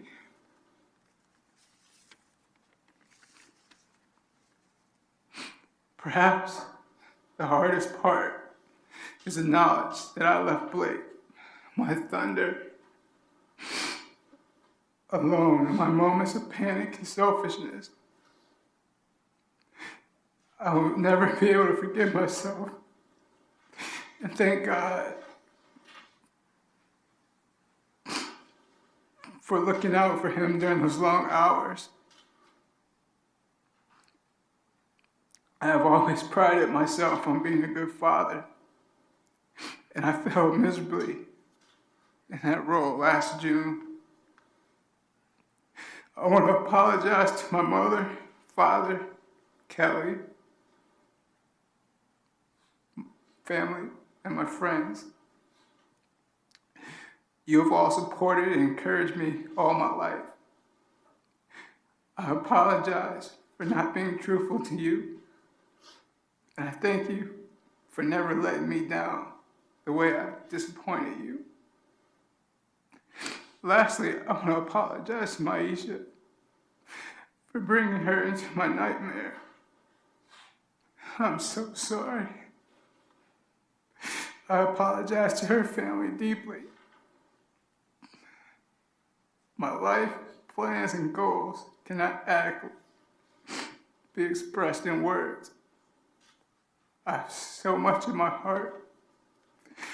I especially pray for the opportunity in any way to maintain a relationship with my family, especially my children, to be a part of their lives in the future. Ladies and gentlemen of the jury, I'm asking you to spare my life. Thank you. Bobby Lee Cutts Jr. Bobby Lee Cutts Jr. was born on May 21, 1977, in Canton, Ohio. Raised in a working-class family, Cutts was the product of a home that, on the surface, appeared stable. His father worked as a truck driver, and his mother was a stay-at-home parent, instilling a sense of discipline and responsibility in him from an early age. But there were cracks beneath the surface. Cutts struggled with authority and, over time, his interactions with others began to show signs of frustration. and a need for control. From a young age, Cutts exhibited qualities that might have foreshadowed the person he would later become. Known for his athleticism and charm, he excelled in sports and was widely liked during his high school years. However, there were issues with commitment and temper that followed him into adulthood. After graduating from Glen Oak High School, Cutts joined the Canton Police Department, aiming to serve his community, but in hindsight, it was clear that the role would serve as a double-edged sword. His career as a police officer gave him power that he would later abuse. A sense of entitlement began to creep in. He married and had children, but his relationships were troubled, marked by multiple infidelities. Cutts fathered children with different women, each of them a reflection of his chaotic personal life. His emotional instability was becoming more apparent, as friends and colleagues would later describe him as controlling, manipulative, and increasingly prone to violent outbursts. Yet for the most part, Cutts maintained a facade of the all-American family man and an upstanding officer of the law. On June 14, 2007, Jessie Davis, a 26-year-old woman who was 9 months pregnant with their second child, went missing. At the time, Cutts was married but living apart from his wife, and his relationship with Jessie Davis was strained, to say the least. Jessie had been preparing for the arrival of her baby girl Chloe that evening, but by the following day she had disappeared without a trace. The only sign of her presence was her 2-year-old son Blake, who was left at home alone, wearing a soiled diaper. The scene that Jessie's mother, Patricia Porter, discovered was unsettling. Bleach spilled on the floor, furniture overturned, and her young grandson saying unsettling things like, "Mommy broke the table," and "Mommy's in the rug."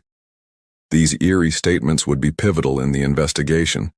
As the investigation into her disappearance began, the community rallied to search for Jessie, but it wasn't long before Cutts became a person of interest. The deepening suspicion surrounding Cutts grew as his behavior became increasingly erratic.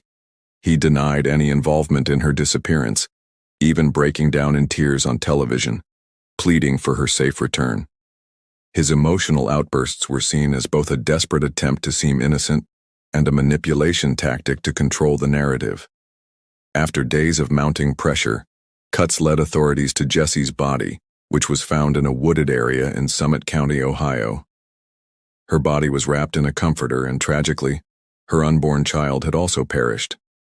Cutts claimed that Jessie's death was an accident. According to him, during a heated argument, he accidentally struck her in the throat with his elbow, causing her to collapse. Fearing the consequences of his actions, he decided to hide her body. The investigation into Jessie's disappearance turned into a complex and emotionally charged murder case. The evidence gathered from the crime scene, the inconsistent accounts provided by Cutts, and his behavior during the investigation painted a damning portrait of a man trying to cover his tracks. Authorities quickly determined that Cutts's explanation did not match the evidence at hand. Cutts's psychological profile was examined during the investigation. Authorities found that his emotional instability and history of controlling behaviors were major factors that contributed to his crime. Interviews with those close to him revealed a man who was deeply resentful of the responsibilities fatherhood and relationships placed on him, pushing him to make drastic decisions in a moment of extreme emotional turmoil. The trial, which began in February 2008, was a turbulent and intense affair. The prosecution argued that Cutts killed Jessie to avoid the financial burden of another child and to maintain his image as a respectable officer. They presented a case filled with disturbing details, painting a picture of a man willing to go to great lengths to preserve his lifestyle. The defense, however, attempted to argue that Jessie's death was a tragic accident, not a deliberate act. The jury, after hearing the arguments, convicted Cutts of murder and aggravated murder. He was sentenced to life in prison without the possibility of parole for 57 years on February 27, 2008. Cutts's actions shattered the trust his community had placed in him as a police officer, and his sentencing was met with both relief and sorrow by those who had followed the case. The case of Bobby Lee Cutts Jr. left an indelible mark on the community and sparked conversations about domestic violence, the pressures of maintaining a public image, and the betrayal of trust by those meant to protect and serve. For Jessie Davis's family, the trauma of losing her was compounded by the betrayal of Coutts, someone they had trusted as a father and partner. The community, once supportive of Coutts, was left reeling by the realization that a police officer could commit such a heinous act. The case also brought attention to the importance of recognizing the signs of domestic abuse and toxic relationships before they escalate to violence. As of 2025, Bobby Lee Coutts Jr. remains incarcerated in an Ohio state prison, where he continues to serve his sentence. Despite his conviction, he maintains that Jessie's death was an accident, refusing to take full responsibility for his actions. His case continues to be a point of reference in discussions on police misconduct, domestic violence, and the psychological toll of hiding emotional instability.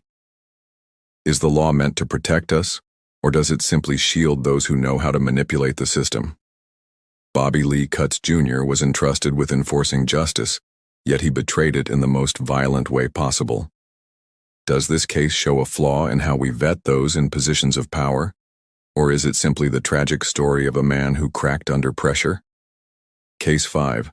Raja, the former Palm Beach Gardens policeman, sits in jail facing a 25-year prison sentence for the shooting death of local drummer Corey Jones. All that at the end of a sentencing day filled with emotional pleas from two families torn apart by one chance fatal encounter. Newman Raja did not say a word on his own behalf. On count 1, I hereby sentence him to 25 years. But his family and the Jones family filled the courtroom with their pleas. My son is not here. We're still suffering. Corey Jones shot and killed by Raja while waiting for help with his broken-down car off I-95 in 2015. And on count 2, I hereby sentence Mr. Raja to 25 years. An all-white jury had convicted Raja of manslaughter and attempted first-degree murder. Today, race was often mentioned at this sentencing drama. There was Raja's brother, also in law enforcement. As an American Muslim, as a proud American Muslim, we stand here.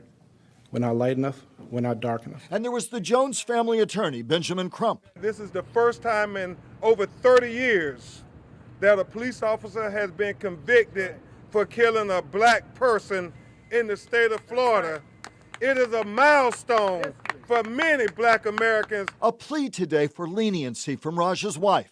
I'm so sorry for the Jones family and their loss. By all accounts, Corey Jones was a good man. But I could assure you, Your Honor, so is my husband. And in the end, a demand for justice that the Jones family says is finally theirs. We have justice just as much as they do. We feel sorry for them, but at the end of the day, Corey is gone. Mr. Rogers made a wrong, bad mistake, and he got to pay for it. Next up, lengthy appeals by Raja's defense team in a federal civil lawsuit faced by Raja. The legal battles, it seems, are far from over. Numan Raja, born in Pakistan, immigrated to the United States in 2001, where he would later become a naturalized citizen. Growing up in a family with a law enforcement background, his grandfather had served as a police chief in Pakistan, shaping Raja's early ambition to follow in his footsteps. This sense of duty and service to his community motivated him to pursue a career in law enforcement. Raja's early life was marked by a deep desire for validation. Raised in a strict environment, he struggled with balancing his personal identity and the expectations placed on him by both his family and society. These early pressures may have contributed to the emotional and psychological difficulties he faced later in life. As he advanced in his career, Raja's desire to prove himself within the police force may have intensified his need for control and authority. Despite these influences, there were few signs early on that Raja would cross the line in such a catastrophic way. His career in law enforcement appeared promising. He joined the Palm Beach Gardens Police Department in Florida, where he became a plainclothes officer conducting burglary surveillance. However, the seeds of what would become a tragic incident were planted in the underlying frustrations and insecurities he had built up throughout his life.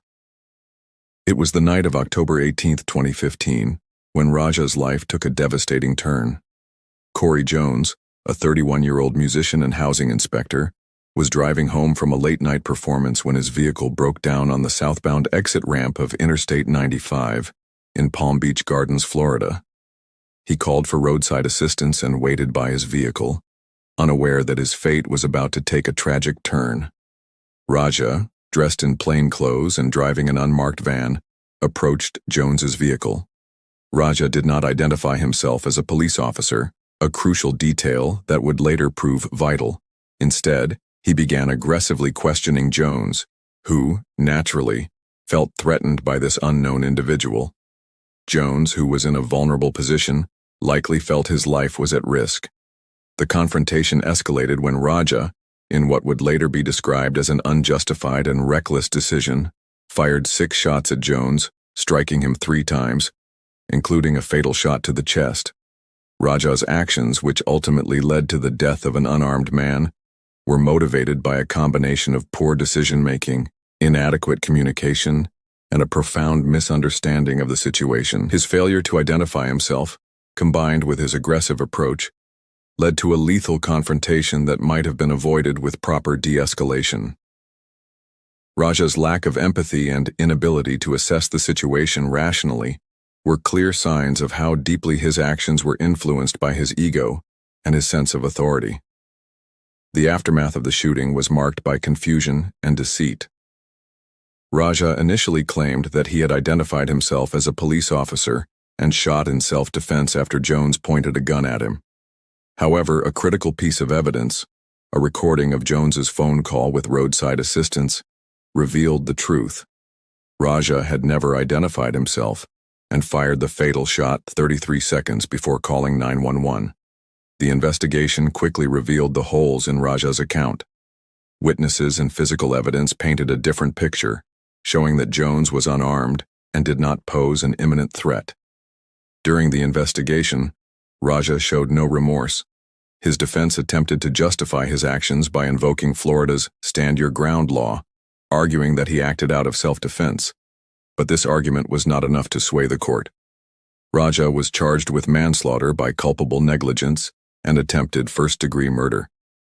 His trial, which began in 2016, became a focal point for discussions about police use of force and accountability.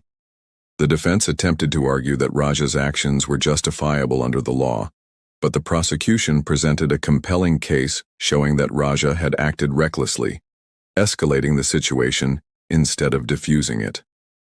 On March 7, 2019, after a week-long trial, Raja was found guilty on both charges. The court sentenced him to 25 years in prison on April 25, 2019.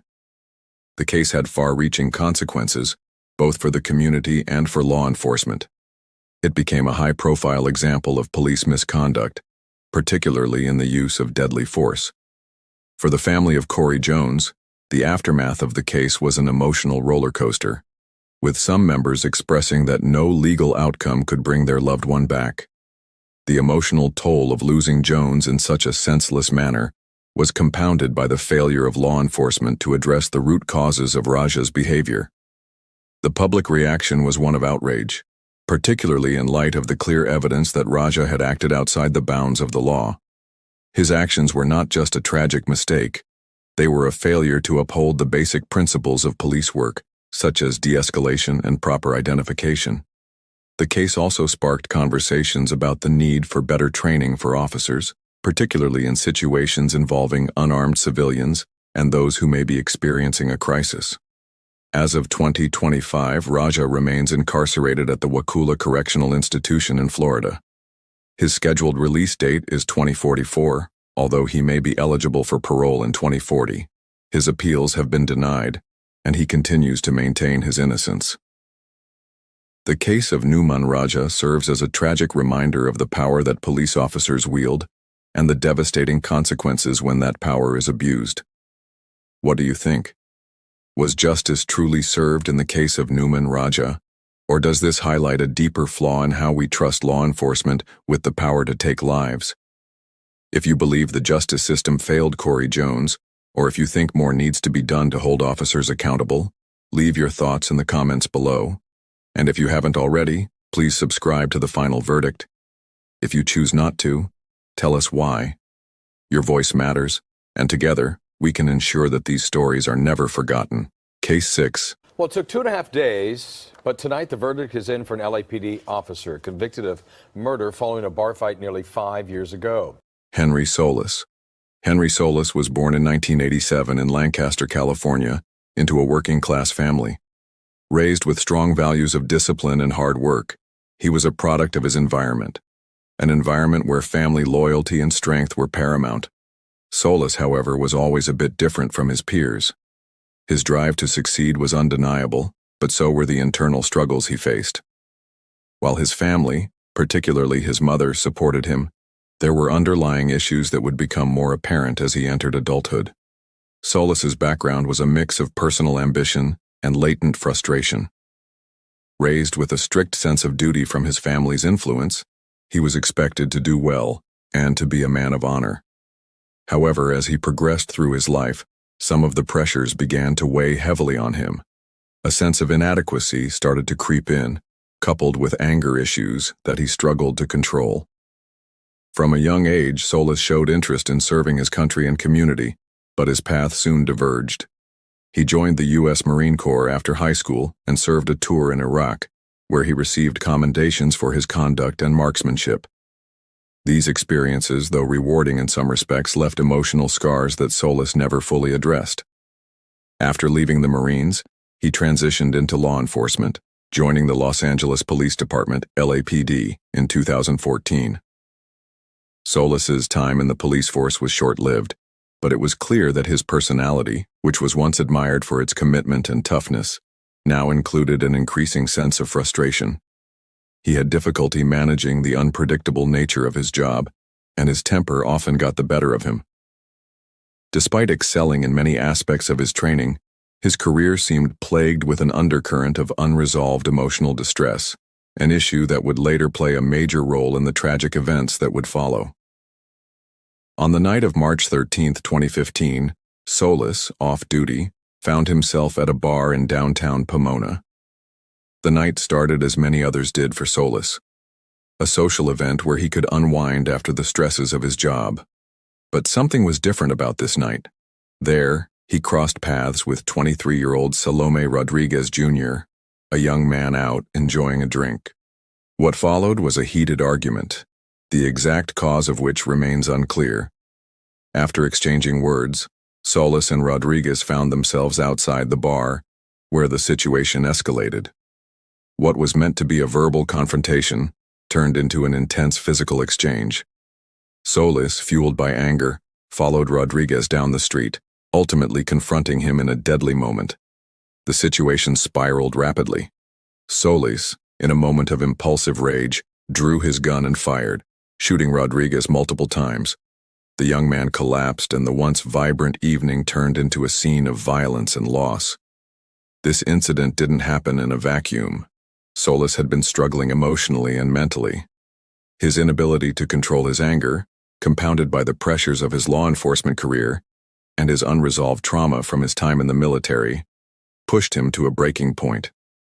His overreaction in a moment of anger resulted in an irreversible consequence. Rodriguez's life was taken, and Solis's future was permanently altered. The situation was fueled by Solis's inability to de-escalate the tension, and it reflected a much deeper pattern of emotional volatility that had been simmering for years. The investigation into the death of Salome Rodriguez Jr. was swift, but complicated. Eyewitnesses and surveillance footage showed a confrontation between Solis and Rodriguez, which led to the fatal shots being fired. Solis was immediately placed under scrutiny, and his off-duty status did not protect him from the consequences of his actions. During the investigation, Solis's behavior was telling. Initially, he claimed self-defense, arguing that Rodriguez had physically assaulted him and that he feared for his life. However, evidence presented during the trial, including testimony from witnesses and forensic analysis, painted a different picture. It became clear that Rodriguez had not posed an imminent threat, and Solis's actions seemed far more calculated than a moment of self-defense. Psychological evaluations revealed that Solis had not fully processed the emotional and psychological challenges from his time in the military. and these unresolved issues had contributed to his decision to use lethal force in a situation that could have been avoided. His behavior during interviews and the investigation showed little remorse, and his defense team's attempt to frame the situation as a justified act of self-defense failed to convince the jury. Solis was charged with second-degree murder and faced the court in 2016. The prosecution argued that his actions were reckless and unjustifiable, while the defense attempted to claim that Solis had acted in the heat of the moment. The case was filled with emotional testimony, particularly from Rodriguez's family, who described the devastating impact of his death. On February 5, 2020, Solis was convicted of second-degree murder, and he was sentenced to 40 years to life in prison. The death of Salome Rodriguez Jr. left a significant mark on the community of Pomona, and the aftermath of the case raised important questions about police conduct, mental health, and accountability. The community was outraged by the senselessness of the act, and protests erupted in the wake of Solis's conviction. The case highlighted the need for better mental health support for law enforcement officers, as well as the importance of training in de-escalation tactics. For Rodriguez's family, the conviction was a bittersweet victory. While they were relieved that justice was served, nothing could undo the pain of losing a son, brother, and friend in such a violent manner. The case sparked broader conversations about police use of force and how officers should be held accountable for their actions, particularly when off-duty. As of 2025, Solis remains incarcerated, serving his sentence at a California state prison. His parole eligibility is set for 2055, though the possibility of release remains uncertain.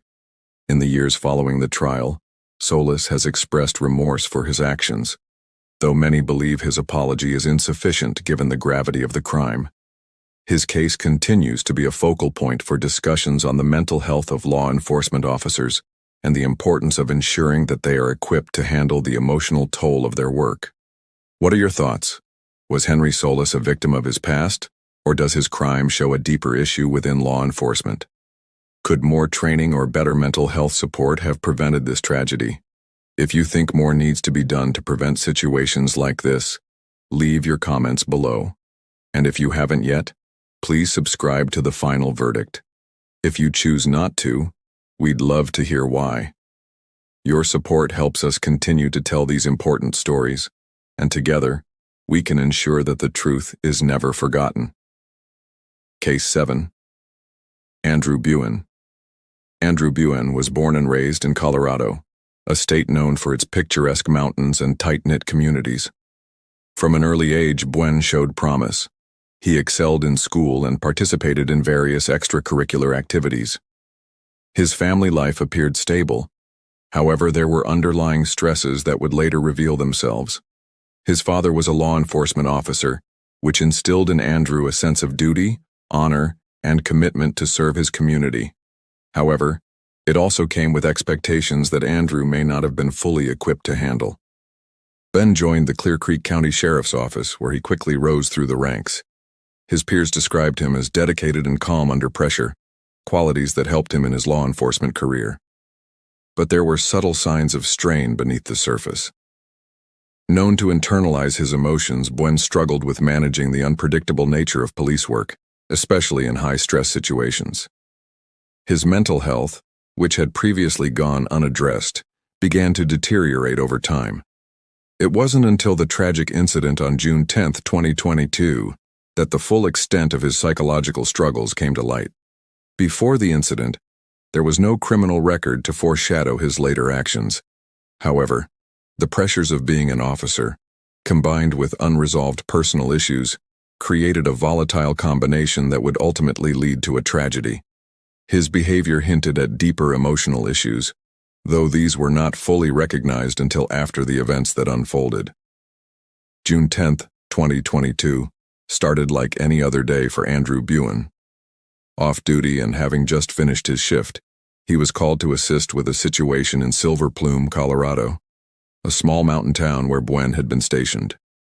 The call came from a young man named Christian Glass, who had been driving back home from a trip and had gotten his car stuck on a rock. Glass, a 22-year-old artist and geology enthusiast, was visibly anxious, mentioning fears about skinwalkers and feeling chased. He had smoked marijuana earlier in the day, but he wasn't acting aggressively. He was simply frightened. When Buen arrived at the scene, he found Glass alone in his car, clearly in distress. The situation quickly escalated. Buen, alongside other officers, attempted to get Glass out of the car. After over an hour of negotiations, with Glass refusing to exit, officers decided to break the car window. Glass, clutching a small knife for comfort, was already emotionally distressed and did not pose a significant threat. In the confusion and panic of the moment, Buen and his fellow officers fired a taser and beanbag rounds at Glass in an attempt to get him out of the vehicle. Then, without warning, Buen pulled out his firearm and shot Glass 5 times, killing him. The exact reasons behind his decision remain unclear, but what was clear was that this was an officer who had failed to de-escalate a vulnerable situation. Buen's inability to recognize the severity of Glass's mental health crisis led him to make an impulsive, lethal decision. The investigation into Glass's death began immediately, with body camera footage and witness testimonies painting a tragic picture of events that could have been avoided. As more details emerged, it was revealed that Glass was unarmed and had not shown any intent to harm the officers. His emotional state, driven by paranoia and fear, had triggered the officers' actions, but it was Buen's decision to escalate the situation that resulted in fatal consequences. Buen's behavior during the investigation was telling. Initially, he claimed that he had shot Glass to protect his fellow officers, but the evidence contradicted this. The body camera footage showed a clearly frightened Glass, not a violent individual. Buen's actions seemed to have been driven by a heightened sense of authority, influenced by his previous training and the stressful nature of his job. Psychological evaluations were conducted, which revealed that Buen had been struggling with the emotional toll of his career, which had impacted his ability to make sound decisions in high-pressure situations. There was no indication that Buen harbored ill intentions toward Glass, but his failure to de-escalate the situation, combined with his internalized stress, led to a rash and irreversible action. Buen was charged with criminally negligent homicide and reckless endangerment. The court proceedings were marked by emotional testimonies from Glass's family and friends, who described him as a kind and gentle soul. The defense argued that Buen acted in self-defense, though the prosecution contended that his actions were unjustifiable. On February 5, 2025, Buen was convicted and sentenced to 3 years in prison, the maximum penalty for the charges. The trial highlighted the complexities of law enforcement use of force, particularly when dealing with individuals in mental health crises. It also raised questions about the training officers received to handle such situations. Buen's sentencing was a somber moment, marking the legal consequences for a tragic failure in judgment. The death of Christian Glass sent shockwaves through the local community and beyond. The tragedy sparked widespread outrage and calls for greater accountability within law enforcement. It was a stark reminder of the risks associated with officers failing to recognize mental health crises in the field. The case highlighted the lack of proper training in de-escalation and mental health response, and it called into question the methods used by officers when dealing with vulnerable individuals. For Glass's family, the aftermath was heartbreaking. They were left to grapple with the loss of a young man full of promise and potential. While the conviction of Buen brought some sense of justice, it did little to ease their grief. The incident also led to greater awareness of the need for reforms in law enforcement training and policies. The community rallied around Glass's family, advocating for better mental health crisis intervention and more comprehensive de-escalation techniques for officers. As of 2025, Andrew Buen remains incarcerated, serving his sentence in a state prison. His parole eligibility will be determined in 2028, though the family of Christian Glass continues to push for justice reform. Buen has expressed remorse for his actions, but the damage caused by his impulsive decision remains profound. This case serves as a tragic reminder of the deep psychological toll law enforcement work can have on officers, and the devastating consequences when that toll goes unaddressed. The death of Christian Glass, at the hands of a man sworn to protect him, underscores the need for systemic change and greater emphasis on mental health in law enforcement practices. Case 8. Matthew Kinne. Matthew Kinne, a seasoned police officer with the Madison Police Department in Wisconsin, had a career marked by both commendation and controversy. Born in 1977, Kinne grew up in a family that held a deep respect for the law and service. His father had been a police officer, which undoubtedly influenced Kinne's own decision to follow in his footsteps. The sense of duty instilled in him from an early age pushed him toward a career in law enforcement, one where he hoped to make a difference in his community. Kinne's early life seemed fairly ordinary. He was a quiet, disciplined individual with a passion for sports and physical fitness. However, his upbringing was not without its difficulties. Despite being raised in a family where respect for authority was paramount, there were tensions in his personal life that he never fully addressed. His relationship with his father was strained, as Kinne sought approval and recognition from a parent who had been emotionally distant.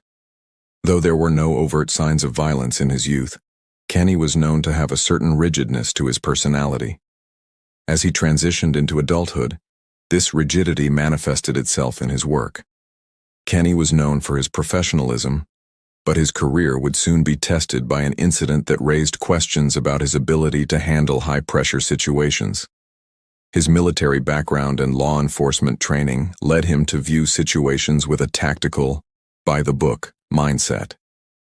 This mindset would become a dangerous liability when faced with a life-and-death situation. On March 6, 2015, Matthew Kinne found himself once again on the streets of Madison, Wisconsin, but this time, the night would end in tragedy. He was called to a disturbance involving a 19-year-old biracial man named Tony Robinson. Robinson had been acting erratically in public, reportedly jumping in front of cars and displaying behavior that raised concerns about his mental state. Kinne and his partner responded to the call, believing they were dealing with a potentially dangerous individual. When Kinne arrived at the scene, Robinson had fled into an apartment building. Kinne followed, and what happened next became a subject of intense debate. According to Kinne's account, he heard a commotion upstairs and believed that Robinson was attacking someone. As Kinne approached, he claimed that Robinson punched him in the head, knocking him off balance and causing him to fear for his life. With the situation escalating quickly, Kinne fired his gun, shooting Robinson 7 times at close range. Robinson collapsed on the stairs and died shortly thereafter. Kinne's account of the incident was questioned as the details didn't quite match up with the evidence. Witnesses described Robinson as unarmed, and the evidence from the scene suggested that he was not posing a threat at the time of the shooting. Kinne's decision to fire was the result of his split-second judgment, fueled by the stress of the situation and his rigid mindset. His belief that he was under threat may have been influenced by his training, but the outcome was one of tragedy. Robinson, unarmed and clearly in distress, did not pose the kind of imminent threat that Kinne claimed. The investigation into Tony Robinson's death was swift and thorough. As per state law, the Wisconsin Department of Justice launched an independent investigation into the shooting. The initial examination of the scene, along with witness testimony and forensic analysis, painted a picture that differed significantly from Kinne's account. The most glaring issue was that Robinson was unarmed and had not been attacking anyone when the shots were fired. Kinne's behavior during the investigation showed a troubling lack of remorse. While he maintained that he had acted in self-defense, the video footage and testimony from witnesses contradicted much of his story. Kinne had not been injured in the encounter, and his response to the situation seemed overly aggressive.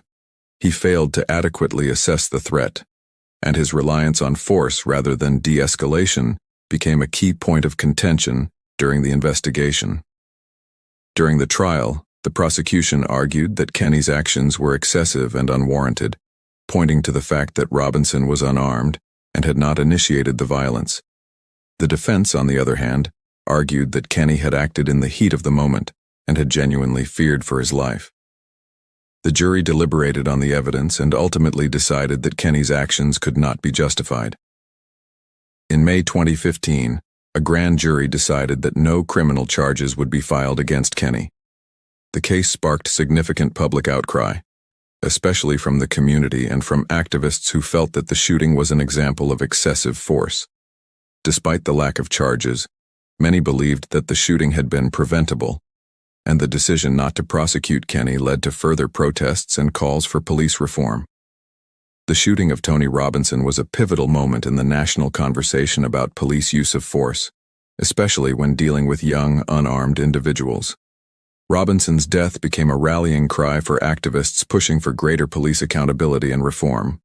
His family, devastated by the loss, became vocal advocates for justice, pushing for reforms in how police officers are trained to handle potentially dangerous situations. For the Madison Police Department, the shooting raised questions about the protocols in place for dealing with mentally disturbed individuals and the need for more training in de-escalation tactics. The case served as a stark reminder of how quickly situations can escalate, especially when an officer fails to properly assess a threat. The community's response was one of outrage, but it also led to important discussions about systemic issues within law enforcement, particularly in how officers interact with marginalized communities. In 2017, Tony Robinson's family received a $335 million settlement from the city of Madison to resolve a civil rights lawsuit. While the financial compensation could never bring Tony back, it was seen as a step toward holding the city accountable. The settlement also provided funds for the family to continue their advocacy for change. As of 2025, Matthew Kinne's career as a police officer is over. He has continued to maintain that his actions were justified, but the emotional toll of the case has been significant.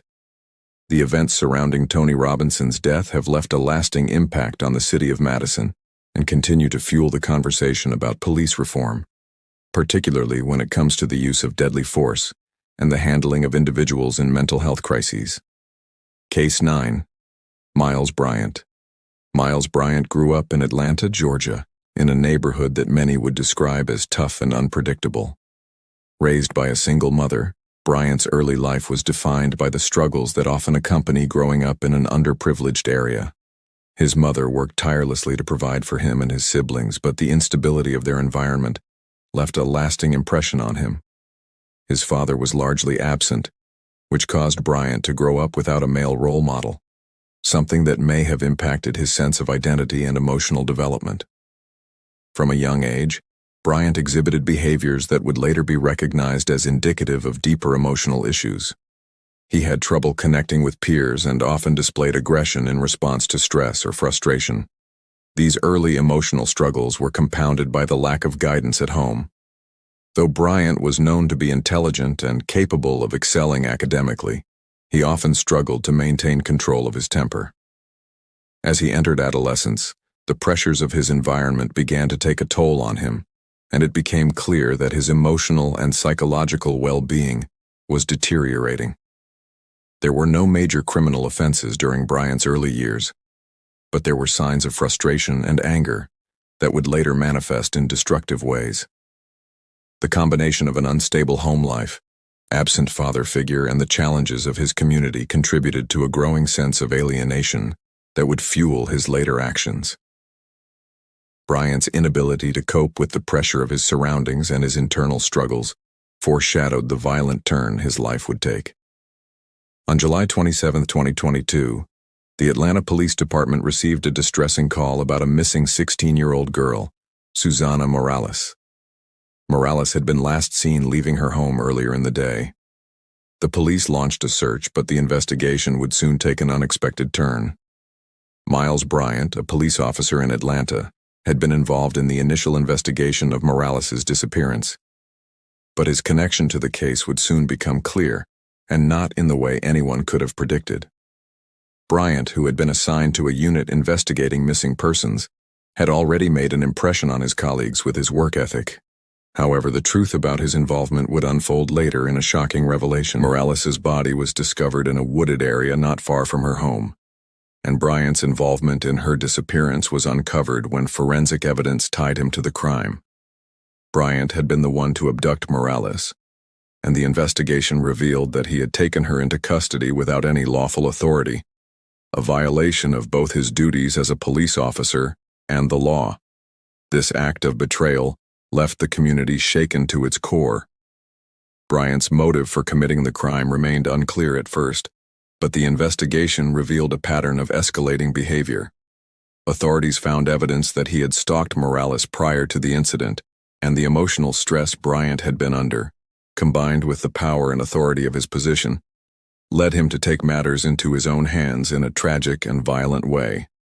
The murder of Susana Morales was both shocking and deeply disturbing, especially considering Bryant's role in law enforcement. As the investigation into the disappearance of Susana Morales deepened, police were left reeling when they discovered that one of their own had committed the crime. It wasn't long before forensic evidence, including cell phone data and DNA, connected Bryant to the scene of the crime. Bryant's behavior during the investigation was cold and calculated. He attempted to distance himself from the case, offering various explanations for the missing girl's disappearance and attempting to cover his tracks. Throughout the investigation, Bryant denied any involvement, but the mounting evidence eventually led to his arrest. When interviewed by detectives, Bryant remained stoic, refusing to show any remorse for his actions. Psychological evaluations conducted after his arrest revealed significant emotional and behavioral issues, including a history of anger management problems and difficulty controlling his impulses. These factors likely contributed to his decision to abduct and murder Susana Morales. Bryant was charged with kidnapping, murder, and sexual assault. During the trial, the defense team argued that Bryant had acted impulsively due to emotional distress and mental health struggles. However, the prosecution presented a compelling case, showing that Bryant's actions were premeditated and driven by a need to control and dominate his victim. In the end, the jury convicted Bryant on all charges. In December 2023, Bryant was sentenced to life in prison without the possibility of parole. The decision was met with mixed reactions, with many feeling that the sentence was just, but that no amount of time behind bars could ever bring back Susana Morales. The case highlighted the dangers of unchecked authority and the critical need for law enforcement to undergo proper psychological evaluations and training to prevent such tragedies. The impact of Susana Morales' death on the Atlanta community was devastating. Her family, understandably heartbroken, became vocal advocates for justice and for greater oversight of law enforcement officers. The case also raised critical questions about the mental health of police officers and the systems in place to ensure they are fit to serve and protect. Public reaction to the case was swift and intense.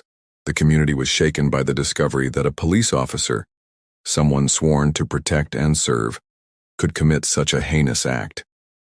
The case also fueled discussions about the psychological toll that law enforcement work can have on officers, particularly those who may not have the resources or support they need to manage their emotions and stress. As of 2025, Miles Bryant remains incarcerated at the Georgia State Prison, serving his life sentence. His legal team continues to appeal the conviction, but it seems unlikely that he will be released anytime soon. He has expressed minimal remorse for his actions, though the families and friends of Susana Morales continue to live with the pain of their loss. This case stands as a haunting reminder of the power that law enforcement officers hold and the catastrophic consequences that can arise when that power is misused. It also underscores the importance of ensuring that individuals in positions of authority undergo thorough psychological evaluations and are given the necessary support to manage the pressures of their jobs. The lessons we take from this case can shape a better future, where prevention and intervention are prioritized over reaction. At the final verdict, we continue to explore these harrowing stories with the hope that they will ignite change, understanding, and, most importantly, action. If you found this case as shocking as we did, and want to ensure you stay informed about similar stories, make sure to subscribe to The Final Verdict. Your subscription helps us continue bringing these important narratives to light. Your voice matters. Join us in the pursuit of truth, and never let these stories fade into silence.